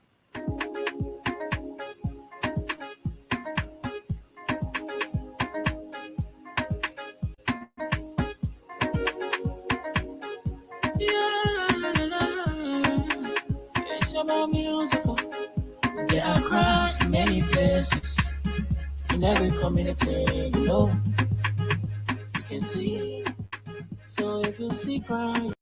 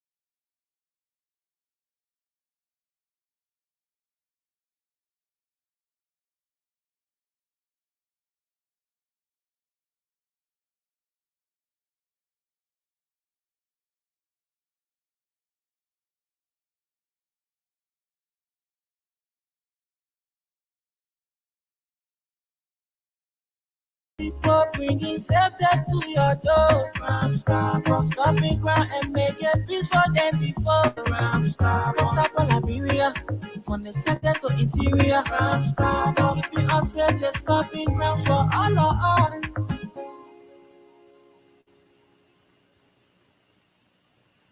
Let's stopping crime for all of us. Ram stop the people bringing safety to your door. Ram stop stopping crime and make a peace for them before. Ram stop all Liberia, from the center to interior. Ram stop keeping us safe, let's stopping crime for all of us. Crime Stopper Liberia is here for you. Remember, you see it, you report it. This is a message from your own self-owned. We leave you right there. Let's go over now to Studio B. We have a lot more coming up here on 87.9. Adolphus Weir, the former chairman of CO. CO is one of the biggest, if not the biggest, intellectual centers in Liberia. He's here today to talk more issues relative to the political happenings in the country. He's been accompanied by Apatia Diallo, a very strong female student leader, an activist at that matter, one person who has been heavily involved with the political happenings in Liberia. We mistakenly attach her to the Unity Party. We take that back. It is an erectum that we're making. And so, yeah, Apatia Diallo is a strong female advocate. And let's just say it is not good to keep saying female advocate. course. She's an activist. The fact that we're Right. saying she That makes her automatically, automatically a female. signals that she's a female. So to say Right. she, then you say a female, it means you're pains my heart. renegading. I mean, It definitely does that. I mean, you're It pains my heart. you're having a relegation of her status. But they will be joined by Mr. Haji Krama. Haji Krama is Haji Krama is the former chief of staff to Honorable Yaka Koluba. Too many things happening in the country, issues happening. So today it is our honor to welcome, gentlemen and lady, it's our honor to welcome to you, both of you. You want to come close to the microphone and let's have a conversation. Good evening. Good evening. Mhm. Once again, like you already put it, I'm Adolphus Enaswia, Chairman Emeritus of the Center for Exchange of Intellectual Opinions. It's nice to be here in your Yakuza studio. Let's go over to you, Apatia. Good evening. Thank you for having us in your studio. My name is Apatia Diallo, a former student leader. Former student leader. It's nice to have you all here, and we hope to be joined by one of our guests who is here to be here as well. Mhm. But I guess we have a lot to talk about, as we have seen social media. We have listened to different views across the country, with a lot of young people now joining the CDC to support the president's re-election. So I would like to start with you. How has it been? Yeah, before I go into that, I would like to You want to provide come closer? clarity Mhm. to some students and then the public out there. Mhm. Firstly, I'm being attacked because of my attachment while on campus. Okay. I would like to clarify that being a SUPist or being a leader in SUP does not in any way means if you graduate, you don't have the right to choose your side. No. Okay. SUP is a campus-based political party. While you're on campus, you should be focused and ideological towards your duty. But once you leave the confine of the university, you have your right, your choice to decide which political institution you want to join. So I just want to clarify that. Yeah, so again, our decision coming after. So to get that message clearer to the people, you were an active member of SUP whilst on campus. Yes, I serve in the central committee. I'll serve as the anniversary chairperson for this past the anniversary last year. And then I serve at the level of the University of Labrador Student Union. Okay. So I'm a student general for SUP. Okay, so you Are you a graduate or you? I'm a veteran. I graduated May 31st from Okay. the business college. Of this- so of- that of I'm this a year. veteran of SUP. Yes. Okay. So after now you're a veteran, and now like what I said about the social media, we saw exactly your initiation. We're going to put it that way, that you've joined the CDC, that is to support the president's re-election. After that, you will still be a member of the CDC. We hope to to have that moment. But then you've been attacked by your own people who were also student leaders in SUP, and some of the folks who were also on the campuses of the University of Liberia. So now you said everyone has the right to support whoever they want to support once you've already left SUP, because that is like a camper-based political party where you're just talking about the welfare of students, and it is not really on a national level where you are taking sides to any political party. So you've now joined the CDC and you've been attacked. So how has it been? I guess that was exactly what I meant. How has it been since? Yeah, so when it comes to that, actually, I expected that I'll have mixed reaction. You see, for every decision, there will be consequences to it. But before that, a lot of people, maybe have been attacked because I'm a woman. I have not seen them being attacked. But again, being a woman, being active in politics, you have to be courageous, because people will try to target you, they'll throw a lot of tantrums at you to intimidate you. But for me, I'm not intimidated. I'm not deterred. With me unapologetic about our decision. Okay. You remain unapologetic about your decision. Today you've joined the CDC and you're in support of the re-election of the president. We're going to go to you, Mr. Weir. Months ago, your political party, your former political party, SUP, you're a veteran now. Once a SUPist, always a SUPist. So Sure. your party has been in the news for too many reasons. We've had instances where SUP would lead protest actions in demand of students' activities on campus. You were there. What role did you play? Because prior to this government, students at the University of Liberia had issues with the payment of their tuitions. There were a lot of challenges that they would encounter in terms of registration. They'll go to EDP, from there they go to the stage, they drop their ping sheet, they have ping sheet, they have to go for dean signature, this one, that one. Under the WEAS administration, you only need a smartphone, internet data. You can sit wherever and do your planning. Yet still, whilst you were serving in SUP, still has a series of protest actions against the government. What was your role? Yes, so I mean, your personal role during those moments. as a militant of SUP, I was on a revolutionary mandate to support whatever action a party takes. Revolutionary And mandate. even here, Even if that mandate was not really rational. even here, I can say this. Mhm. I have no regret for the role I played during that time. Mhm. I was behind SUP as a leader. We did what we did. Okay. That was then, and I'm unapologetic about that too. But I don't want us to tie the conversation around. No, SUP I know. I mean, we actually. were just setting the basis. Yes. So to clarify, I just wanted to provide a few clarity, and then we move on to national. So just that leaves. So you, out this. so you were on the revolutionary mandate of the party, and so whether the order was lawful or not, you were under. The party advocate for the students at the university and also the masses. Okay. So whatever action SUP takes is in the interest of the masses. Okay. So fast forward. You joined. Just You a joined. minute, just a minute. We cannot just disregard or discussing because that would be like some sort of crime. So we'll have to definitely reference it at a point in time. But all the way to Okay. go ahead. So all that is said and done. You went to the CDC headquarters recently, and you joined.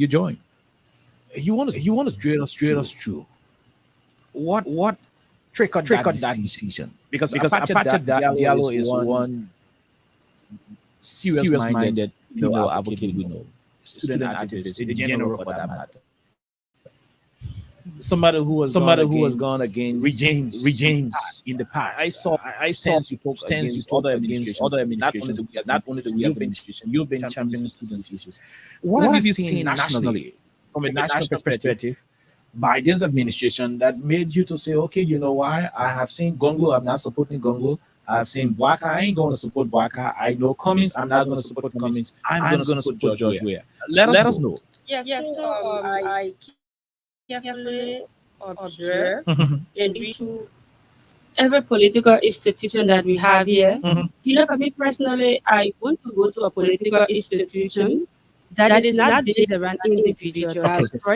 And I saw the CDC as a political home for me that I can go to contribute to the development of this country. Okay. And again, let's come to President Weah. Looking at all of his achievements when it comes to education, health, infrastructure, the economy, I think that he deserves to have a second term. Okay. Mind you, government is continuity. You can change the course of action within 2 or 3 years. Okay. Yeah. So on that basis, I decided to join the CDC and to fully campaign for the re-election bid of President George Manuel Weah. To fully campaign for the re-election bid of President Weah. Yes. Okay. Now, we'll come back to you. Let's go to you, Mr. Weah. You were the head of CEO. And I remember questioning the Minister of Finance when I partnered with Judas J of OKFM. And I heard you make statement on behalf of the institution. You're no longer the chairman of CEO. You've pledged your support to the re-election bid of the president. Apart from her reasons, are there other reasons why you're supporting the president at the moment? And so, once again, it's good to be here. And I like to say once again, thank you. And I love your colleague. I love the way she asked a question. Nice to know you. Okay. And this is actually my first time being in your studio. Mhm. And so I think you are doing a studio. You love her for the way she asked a question. Don't prolong. Don't prolong. I want to be sure. Not just that, but I love the interaction with Okuli. Okay. They mean the same sex. Okay. And I just love the way, and I like the way Jello put it. So from a professional perspective, you love her. Why are you like this? No. my job is to ask questions. Right. Okay. And so that's where it is. Okay. But like you rightly said, I, as a chairman of CO, I have always honored a mandate. I've always been on a mandate to follow the Constitution of CO. Okay. As an independent body. Okay. Not to have an inclination to any political side. Okay. So I had that upheld for nothing less than 4 consecutive years. Now that I have been redundant as a chairman, it's my time to live a private life. Okay. It is on this basis I have come to, having looked among the many political parties, to say that, and not just that, I didn't just look amongst them. I researched their credentials. Okay. I mean leadership credentials. I came to realize that President John Mahama has done nothing less than abundance. Right. The major of all is the overall security of this country. Securing of the country. The overall security of our republic. Peace and security. Right. I want to say the overall. You come to realize that General Ryder put it. This country was peaceful under Ellen. We didn't fight war here. So when you say under Ellen, how many years of peace we celebrated? Relatively, one could say 12. Relatively. You are not still wrong, but I ever celebrated 10 years, right? Okay. On George Manning, we celebrated 20 years of peace. You're confusing our people. Not me saying it, but it's stemmed from the Accra Peace Accord. Okay. That under his watchful eyes, we celebrated 20 consecutive years of peace from the Accra Peace Accord. Okay. It was just celebrated at the ministerial complex. Okay. That you know as a journalist, right? Not just that. So I'm talking about the overall security of the state. And we stay moving consecutive tranquility when it comes to the years. Now, not just that, Honor President George Manawia, like I said, traffic hold him. Okay. He held him. Yeah. So now he's here. No problem. Right. Proceed. So now again, President George Manawia is not what he has done successfully is to know his global allies. Yeah. Global allies. Right. You want to drive us through? Of course, yes. Every global leader, your first task is to know your allies in the world. President John Manawia has come to know that America is our traditional ally, regardless of what. Okay. I've heard so many people saying some cliches that America are not doing anything. Get back to history. I'm sure they are too childish when they say some of these things. Israel is one of our allies, traditional allies. Okay. If you read the global stage, for which today we have the situation of Russia-Ukraine war, what's our role into it? With whom do we take side? We take side with Ukraine.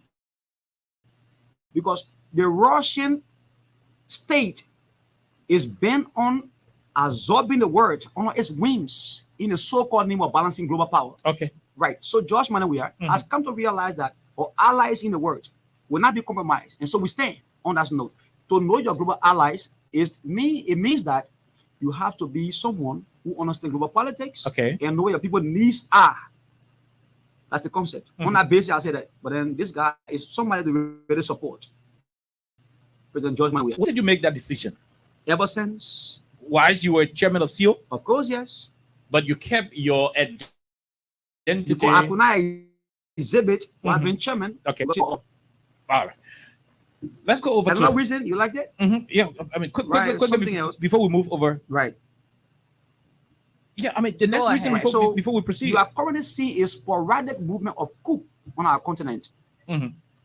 We are saying no. We'll never get rise to one. And that's the reason why our president has learned to always please the military. Okay. And there's no problem. At the level at which the chief of staff have to say that there are those who call his, one time he cited that there are those who are calling him to do something funny. He said he resisted them. That was said on a media outlet. Right. It means that the president is in touch with national security. Okay. And there are those who are saying some sarcastic things out there, we are not necessary. We are saying that because the president, that's my judgment now, because this president has been so mindful of security, ranging from whatever security outlet to the standby, meaning the army, and the army can testify. There are those who are saying these words, which are pessimistic, and he has resented them. Where are you talking? You're talking a lot of big book here today. Not a problem. No, proceed. It's necessary. But I'm saying that those who are whispering in the chief of staff's ear are pessimists. It's true. And because of that, he has resented them all along. And you think the chief of staff alleged refuser to hack into the call by these individuals you are bringing, right? You are the one bringing them. Right. You think it is as a result of the I'm president's... not bringing them. No, I'm saying, right? You think the chief of staff's alleged refusal to listen to them is as a result of the president's, I may say, magnanimous leadership style? I saw admired by all of the citizenry, and you think that's why inclusive, and that's why the security outlets. That's why he enjoys the support of the military. Because when the state is secure, when the security men and women are secure, the state is secure. Okay, the state is secure. We move over to and Kamara, you want to give the mic over to Mr. Krumah. Push Apache's mic. You will return it to her very soon. Mr. Can you come a little bit closer to? So you're Haji Krumah. We are told you resigned from the office of Representative Yaka Koluba. Of course, I did. You want to tell us a bit of the history between you and Rep Koluba? Oh well, to be honest with you, I purposely came here to tell the Liberian people why President Weah should be voted for instead of discussing, my former boss, because I see it to be not an issue. I see it to be giving him more relevance, and dignifying him more. So, but if you want us to dive into that, then at least I would take a few minutes of my time. There. This is what we introduce you. This will tell the Liberian people who's talking to them. Exactly. They want to know exactly who is Haji Krumah. Why is he on Freedom Hub? Why the cloud? So you want to in a few minutes.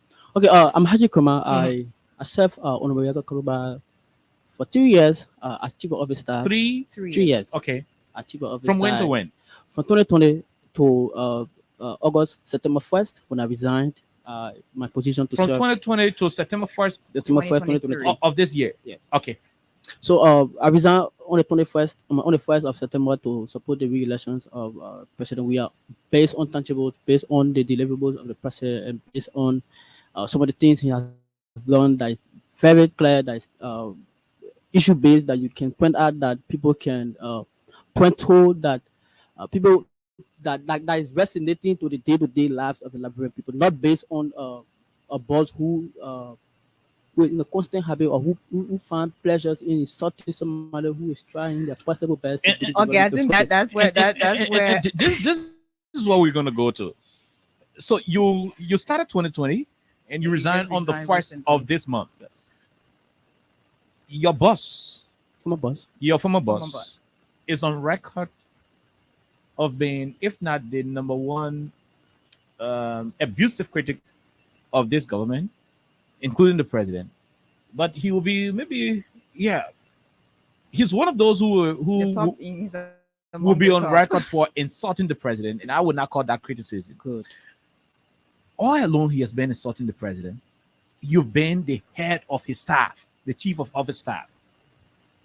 What have you been doing? Well, Chief, we're in a society where, like I said on my press conference the day of my endorsement, we're in a country where if you serve somebody and you try to take the bold step, the person believe that you're opposing them, maybe you have something on the sleeve. Well, at that point in time, history can tell that I have always told this guy that insulting the president is not a way to deliver. Are you sure? Are you sure you use a tangible? Chief, I don't but and proof. Did you put him on record? Where that point in time, I have records. We have spoken on series of occasions behind in the office, at his home, in his personal car. I have told the man that you have to, even if you don't respect the man, but respect the office of the presidency. That's the country's highest. You don't take to the airway. Every time you have, in fact, if you get press conference for the man, on national issues that affecting maybe his office or affecting the life of the people who are doing attend. Okay. The man will put the people aside and start questioning the president. I mean, you don't want control like that. And he have been on series of occasions. You have written press conferences, press releases. In fact, the man don't read press conferences. So you've written press releases that were intended to be read by your boss, your former boss. Yes. And you put the press release aside and Because he believe that's the language he believes in. So he you believes did that resonate with his satisfaction. He decided. You did that for 3 years. Yes, 3 suppressing my years. conscience. You were suppressing your conscience. So what was exactly keeping you going? Survivability I or what? for Steph partner, I was asking God to be driving back convention whenever when I was deciding on taking my next step, because you should know the man who did it well, right? There's a man. No, we don't know him. We don't know him. You He's work a with former him, boss. so of course you know him. You should know him. Okay, Chief, we all know what happened in 1990. We all know the role the man played. So if you What get role did such he a man- play? Which role did she The man play? for war. Okay. Oh, right. Apart from fighting war, what else do What you know else? that? But when you go to war, you don't go make peace. You go kiss people. Okay. You don't marry me. So what were you afraid of? So I was afraid of my life, because I serve him. I know the guy. I know what he does. I know what he's capable of doing. So Okay. I was taking my time doing consultations and working in the background to ensure my safety and both taking this step. And I reached to the point where I'm free. This is my country. Nobody can fear me. If I him can't, because he knows what I know about him. Okay. And he knows that when he come after me, I will go after him definitely. Okay, so you had a moment where you thought it was, I don't know if I should say that was a breakthrough to move forward from your former boss, and now you're supporting the president. You're supporting the re-election of President George Weah. So people talk about tangibles. People talk about all of the different things the president has done, all of the different things the president is still doing. So I would like to know from you specifically, why have you decided to support President George Weah? Why in wheelchair? You were asking a little about some of the things that drive her to support the president, and why entering the studio, I saw somebody posted something like the NSA office, right? Right. I think this should be a reason why anybody wants to support the president. One reason. If you go to the University of Labrador, you don't have to stay in long queue to have your school fees paid. Parents don't have to go in the street or leave there at night so as to raise money to pay wire fees. Young people don't have to leave their classes and go in the street to go sell, to pay their tuition or their registration at the University of Labrador. Before KOK knows him for Clariton, him from documented, I'm from Clariton. There was no road passing through there. We live in Clariton before it used to call Samanima. We live in the slum, we live in a water, there was no road, we used to walk on bridge. The brother, the camera knows the story.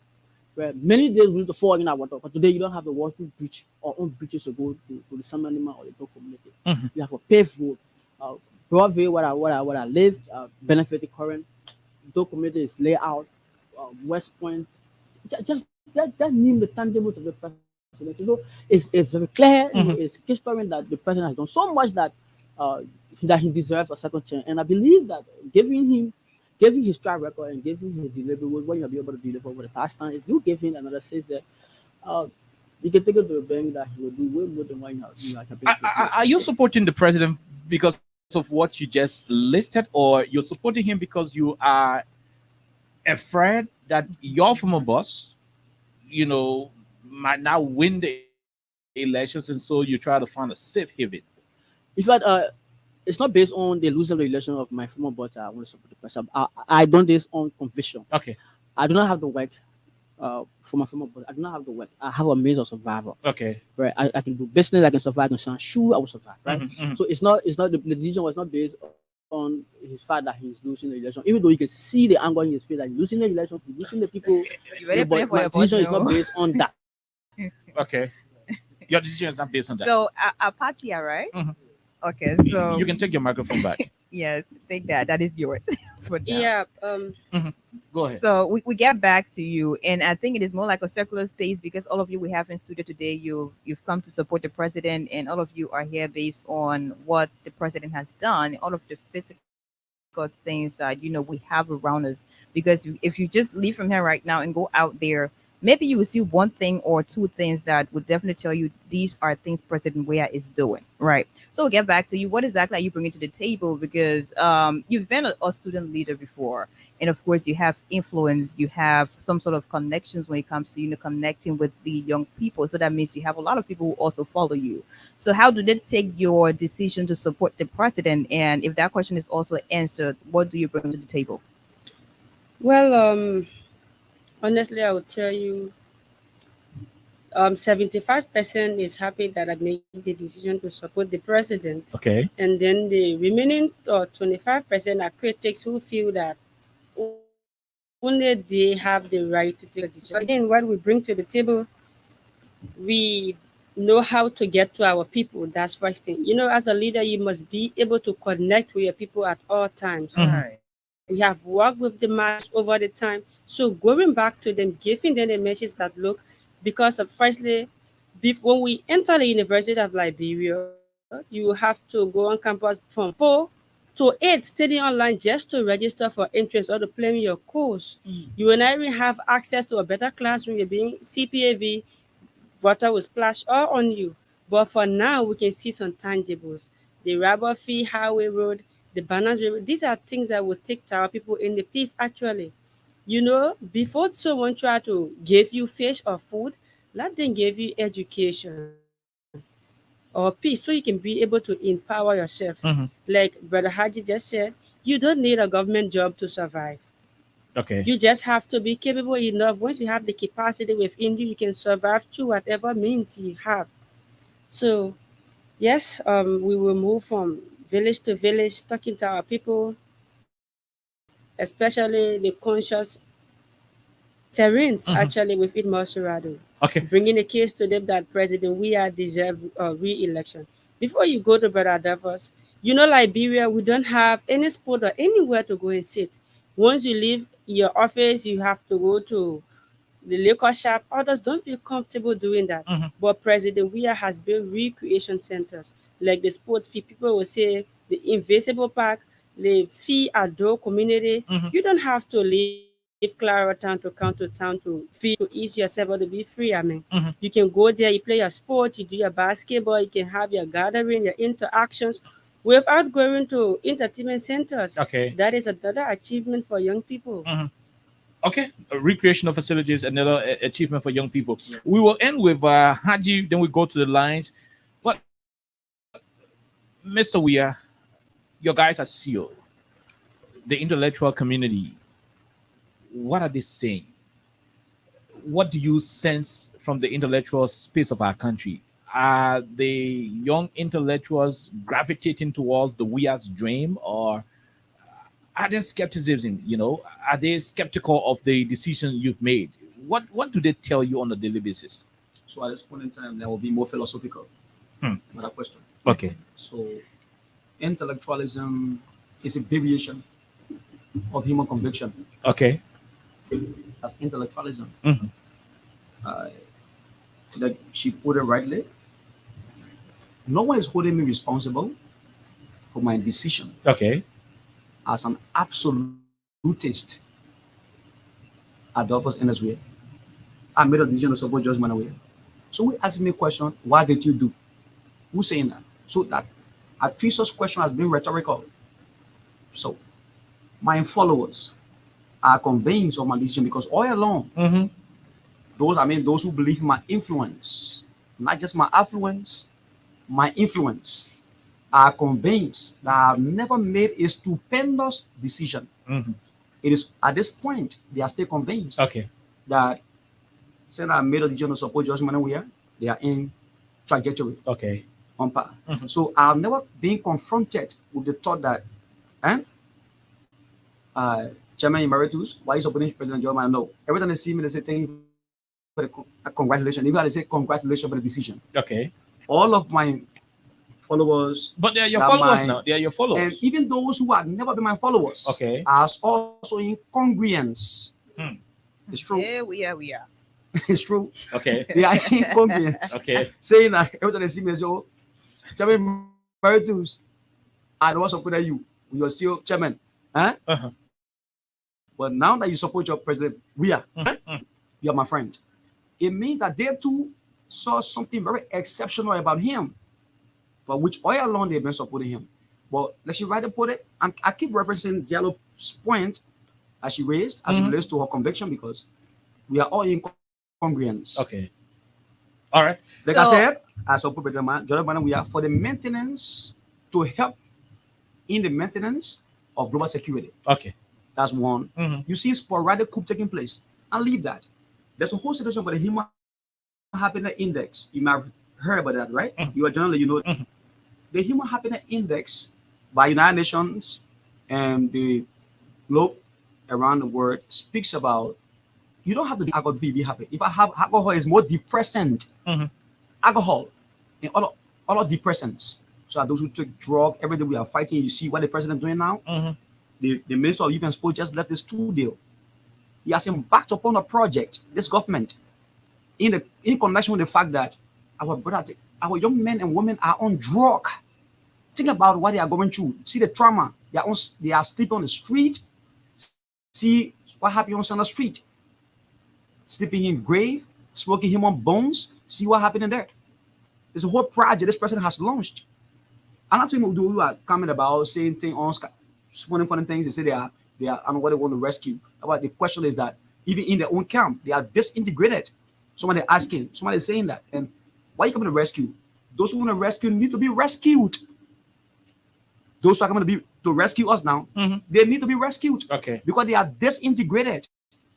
As I walk through the street of this country, all the streets, Bento from CO, other places, what you see there, that the chairman has led us well, and there has been no point in time that he misled us, and saying that he has had no official program endorsing the president's re-election, there should be no point of doubt, because it is true.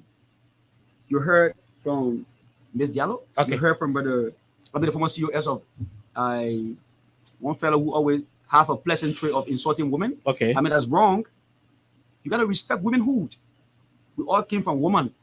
I don't care how angry you are, there's no way around the world this work. In fact, one of the reasons why I support Joe Biden we are again, because the guy is tolerant. President Joe Biden, we are very tolerant. Okay. He's very, very, very, very tolerant. We go over to you, Haji, quickly before we go to the lines and interact with the callers. We are out of time. I know you resigned from the office of your former boss. Did you officially communicate with him? Did you officially write him? Yeah, of course I did. On Friday, 1 o'clock after before my salat, because normally we go pray. So I laid the communication right on his desk. So I believe today he went there. So I believe he received it. But No, Haji, you got to be clear. You laid the communication on his desk. You did not give it to him or anything. He was not. They may normally go. They may normally don't go to work. So that you are working for him for 3 years. They may not go to work. I've been whenever they affairs, they did the activity. They may only go to session. When the man have an intention to disturb session, disrupt session, he goes there and disturb it. So you want to walk to the office and place my communication on his desk. Did you text him to say I left my? Yeah, of course. I texted him to tell him that, Chief, I left a communication on your desk and can receive it. What did he say? No, he has not responded. The only message I received from the man, your 30 message is Friday, when I was reading my press conference, that 30 me. If I get that, I'm a vibe man, nobody threatened me, Chief. So what did he actually say? let me make you a charge of my life, that I cannot run from him. He knows where to find me and blah blah blah and all like that. Chief, I'm right here. Kind of feel on friend. Okay, which can be here. Can't see me. No. But the message he knows where to find me, so I'm telling him to come to Freedom FM. No, call him different place. When you go home, call him. So y'all friend, man. No, I mean, who a friend of? I know, but I tell him to come to find me. The message he knows where to find me, right? So he might take it time. Okay. So I stay on the air, he get drive to Freedom FM kind of taxi. So he can pick you up and carry you. So tell him to go to McDonald Street and meet you there. afterwards. After Freedom. We were not there when you were doing your employment and dismissal stuff. But again, we'll go to the lines. The rest of the questions will come from the audience. They will ask you when they put in their calls. But let's take this quick break to be right back here on 87.9. Before Ramstar for Liberia, from the center to interior, Ramstar keeping us safe, the star for all. Crown Stopper Liberia is here for you. Remember, you see it, you report it. This is a message from your own self-omen, Omen Samsaya.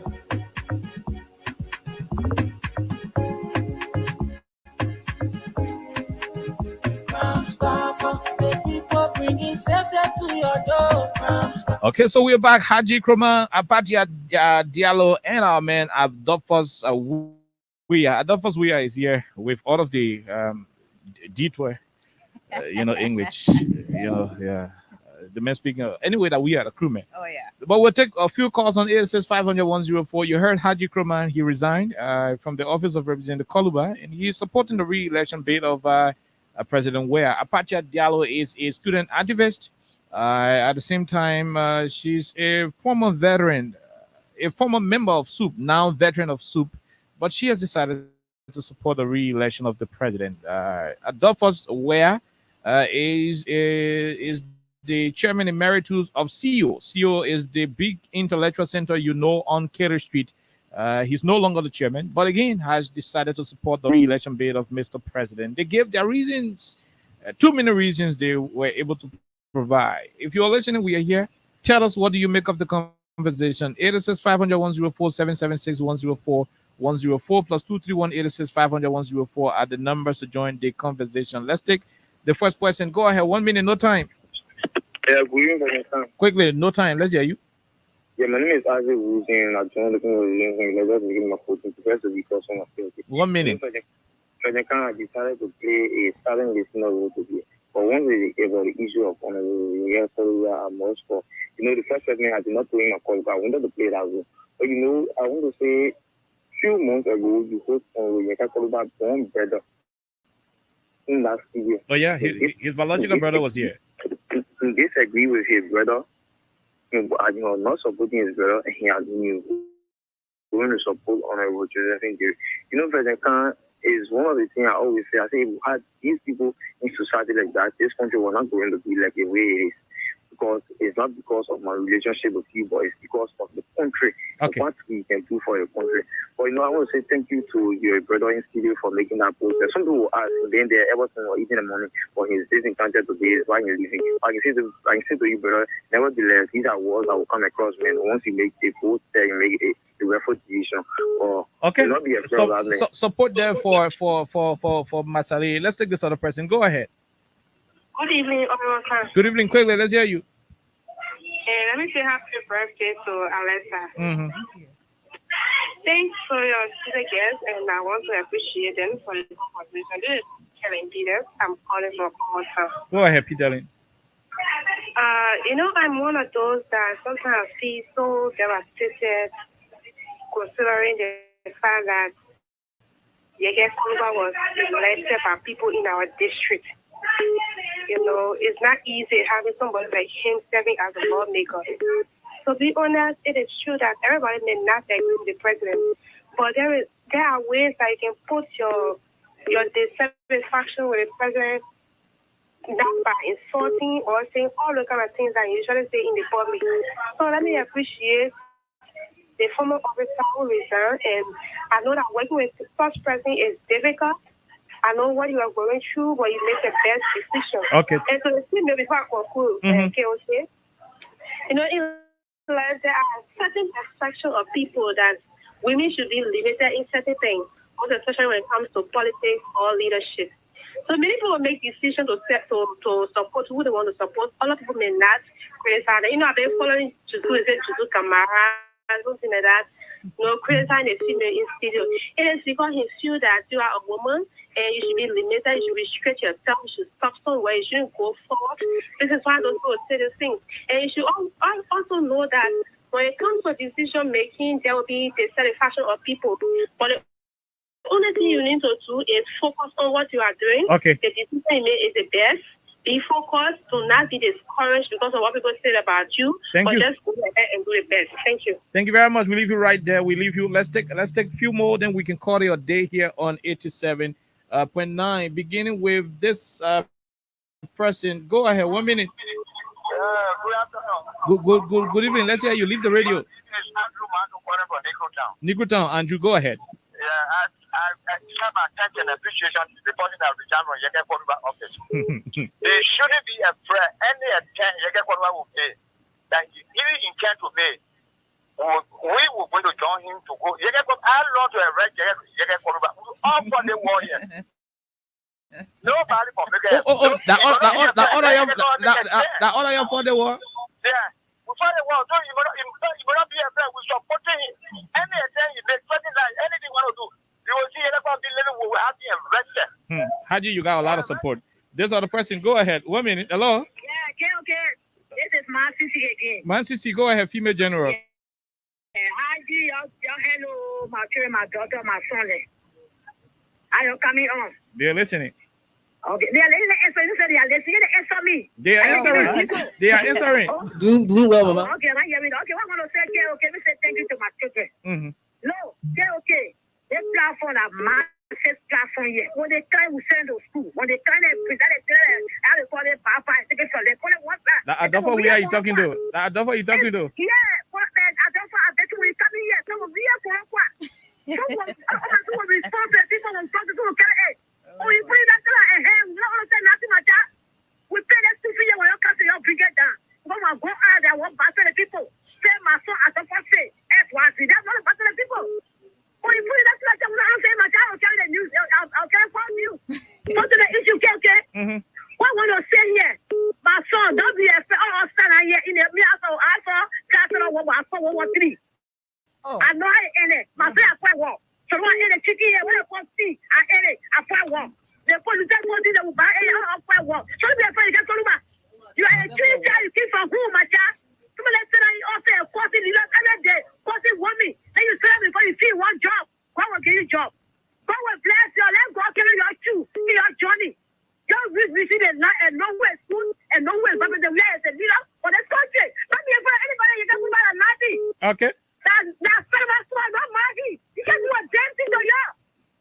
Thank you very much. I'm here for you. You can do a damn thing. Thank you. Don't go back to somebody say you try it. You don't feel it, love it together. We leave you right there, Masisi. Let's take this other person. No, let's do it this way. Go ahead. 1 minute.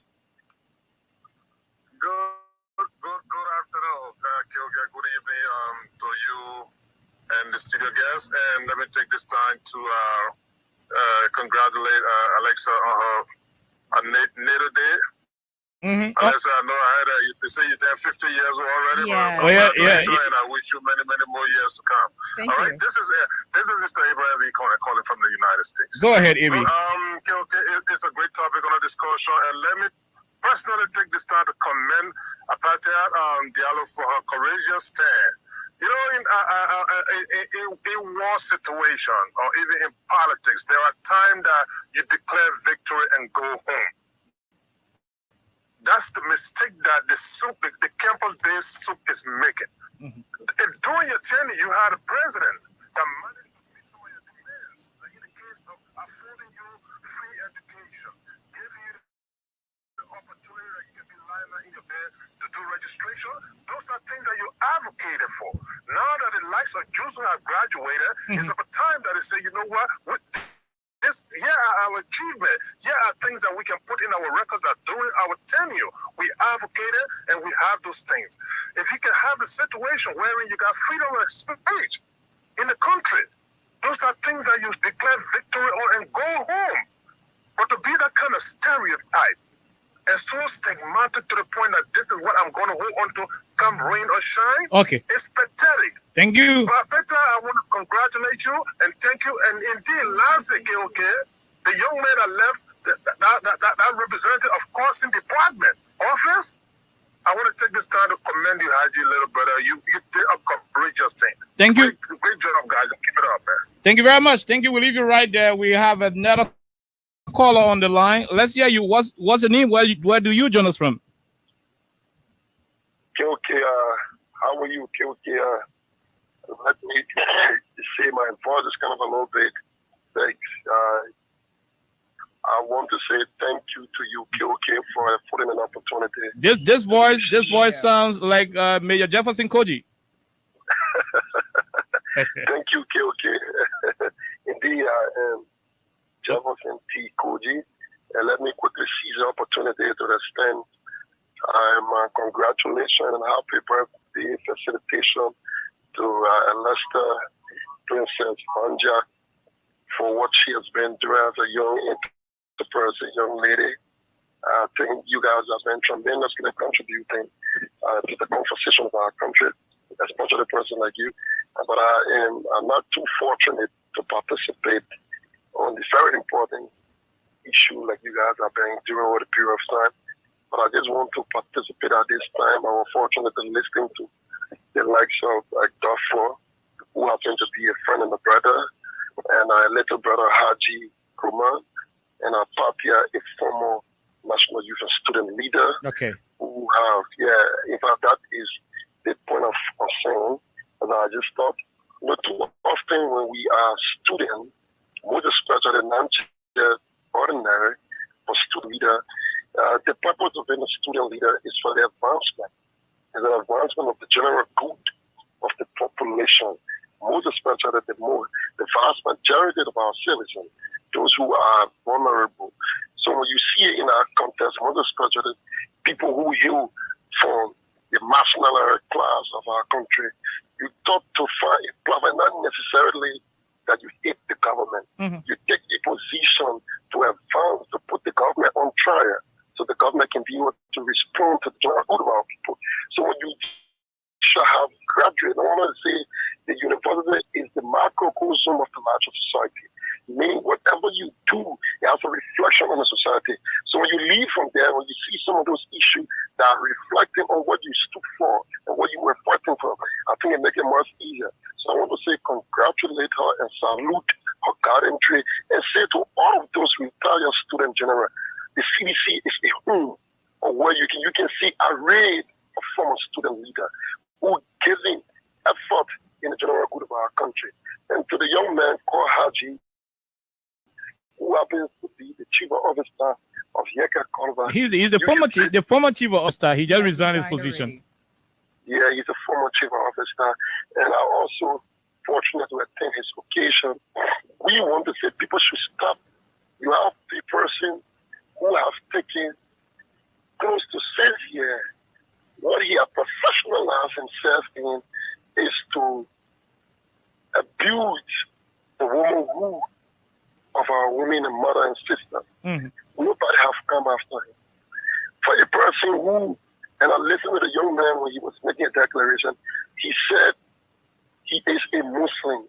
And according to his faith, over the period of time, he was trying to contribute to the service that he thought was very appropriate.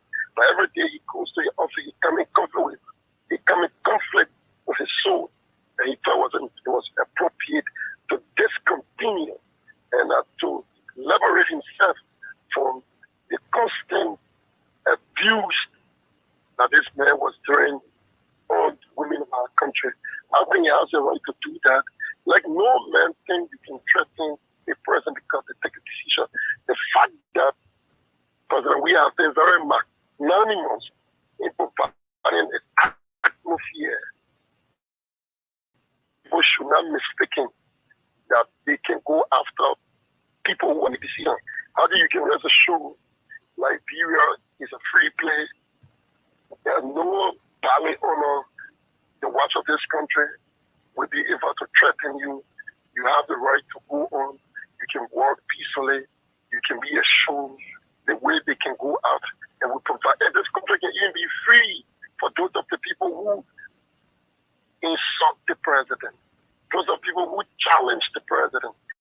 But yet instead the president provides an atmosphere for them to conduct themselves. They talk more about people who have no reason to walk away. I want to say thank you so much. I just want to say to you guys, thank you. You made a decision. We're very great. It is because of you some of us stay where we are. And so that this party can be beyond people like us. It made us to believe that this party has, there's the father you have a thought for we are, you have a party at Diallo. And I mean the party listen to its true identity and say there is a generational party. So, Mr. Mayor, before you leave, I'm going to ask you this. I'm a secretary. And that is where I was going to. As the Secretary General of the CDC, Haji just joined your political party, and he's been threatened. Although you mentioned, how he should be very, very calm. He should go about his activities. To what extent is the CDC taking this threat? Well, the CDC, the first responsibility of every citizen is that we stood against tyrannical regime here for 12 years. So the easier thing that physician knows is to protect themselves. That's the first responsibility of any physician. So the fact that Hadi joined the party, he's been endowed with the sophistication in terms of protection. He knows that no physician is vulnerable. You can't be, physician are not available for black facts. They are sophisticated people that know exactly how to protect themselves. 12 years, a regime, a tyrannical regime, were armed to the teeth. Sedition were able to protect themselves, and today they were able to reach where it is. One of the stewardship of the ark, His Excellency Dr. George Manawia, he got elected and have power. What we are doing, we are asking our partisans, because the fact that we in majority, we have the responsibility to keep the peace of this country. But in much we have the responsibility to keep the peace of this country, we have the capacity to contain any form of violence. You can take that. Okay, you can take that. Secretary General of the CDC, Jefferson Tambakoji. We'll leave you right there, and we will go over now. I think we're totally out of time. We got to go over to our guests for their parting comments in about 30 seconds each. Let's begin with you, Mr. Weah. 30 seconds.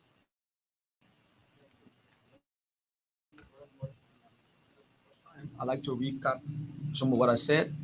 That I out of conviction. The woman says small English.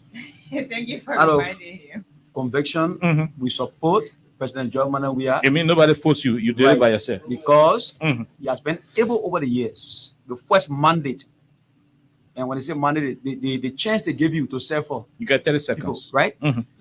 Yeah, the chance they give you to serve for, he has been able to live in that term, maintaining peace and security. I admire him so much for that. Not just that, he has been able to elevate the human soul in the context of human happiness. Because all about not just because you eat rest today so that all today. No. Sometimes we believe the economy is doing well. The issue of global security, economically, they should understand that the issue of global inflation is not unique to Liberia. Okay. It's global entrenched. Okay.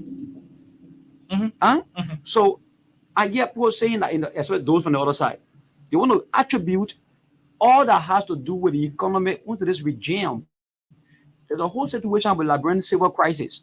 What you destroyed in 14 years' time cannot be constructed, not even easily in 50 years' time. That we know. And as we move forward, we'll keep emphasizing that this president has done well because in the mobilization of our domestic resources, this government has done extremely well. Okay. That we know for the records. Thank you. Let's go over to Mr. Haji Krumah. You heard the Secretary General of the CDC assuring you of the protection of the CDC. Do you feel relief? Oh, well, I have felt relieved since the very day I walk. You get big mobile. Chief, you know who Alaji Krumah was, right? No, I mean, your uncle could be Alaji Krumah and you could just be another weak Krumah. Okay. So I'm not weak. I'm not a weak Krumah. There's never in time our history that Krumah has been weak. Okay. So I'm not weak. No, I gotta give people the benefit of the doubt. So you heard it. You heard the Secretary General. So like I was saying, well, SGR, I want to thank you. I want to thank your people for the warm reception we received on. Sometimes when you on the other side, people believe that the CDC had thoughts, they are this, they are that, and all of that. Okay. But when you have the conversation, when you have the opportunity to sit with them, you will see that kind of belief, you see that kind of brand, that uniqueness, that commitment, that love, and everything. So it was an honor to be welcomed the way I was welcomed, and I look forward to working with the party. Did you receive beret? I see. Of course, I did. Why didn't you wear your beret today? The SG said you try to hang it in the office, as something to look at every time, yeah. Okay. So I want to say to the people of district number 10, I'll be there. I'll be in the district on Wednesday mobilizing for the 7th program, and I want to assure you that you go back district 10 to mobilize. It's my district. I'm not afraid. Okay. There's Liberia chief. Yeah, man. Like doesn't own Liberia. Okay. I'll be in Sophia on Wednesday. And I'll be in Sophia on Wednesday, and by 4 o'clock I'll be at Paco Island 5:40. So people, I'm asking you to come out. I want to talk to you. I want to give you reasons why I'll be supporting the president, and rest assured that the side we are taking is the right side, and we'll give you reason play-by-play description as why Mr. President should be re-elected. So thank you for affording the opportunity. I look forward to coming here again and elaborating more on some of the reasons why we left the honorable office. Okay, let's go over to Apache. Apache, you're the... Okay, thank you. You know how Alexis saying I'm wearing beret. You know, as revolutionaries, beret is like our identity. When you wear a beret, you feel that you're in that revolutionary mode. Okay. But again, I would like to use this time to appreciate our party leaders, executive committee members of the Coalition of Democratic Change, and the Revolutionary National Youth League for a warm welcome. I would like to tell the public also, development is not an event, it's a gradual process. You cannot build a country just in a day, actually. But collectively, we can build Liberia to a better place where people will feel proud to call this country their country. So in conclusion, I would like to also encourage young people, young students, masses, that CDC is the home for everyone, regardless of your background, where you came from or anything. Let's come together. Let's come out on the 7th so that we can give President Weah his last, because this will be the last campaign launch for the president. So we got to give him his farewell by being out there in our numbers, appreciating his contribution to our country. So again, we'd like to thank you for having us. We'll rally the masses to ensure that President Weah is elected on the first ballot. Thank you very much. Thank you very much. Her name is Apache Diallo. Earlier on, you heard Haji Kroma Adolphus Weah. They all were here today to tell us more about why they think and believe the president of Liberia, His Excellency Dr. George Weah, should be re-elected. We go home today, but before we do so, before we do so, before we do so, I want to play a happy birthday song for Princess Alexa Vanja Cully, and I don't need to play any other birthday song but the one that was done by President George Mane Weah. So let's see if we can go and get that one for the president to sing for you on your birthday. That's an honor. I hope. An honor, yeah, I mean that is what it is. But let's go home. Enjoy this one. It was done by musician George Weah, and I'm told there were other artists featured. We'll see you when we see you. Bye bye. What's up? Welcome back. It's a birthday. We're gonna run, jump around and have a good time. Joe, Rastafari. Yeah, me know. Yeah, just say me a celebrate now. They call it back. Gonna run, it's a birthday time. Viva! Joe, Rastafari. Yeah, man.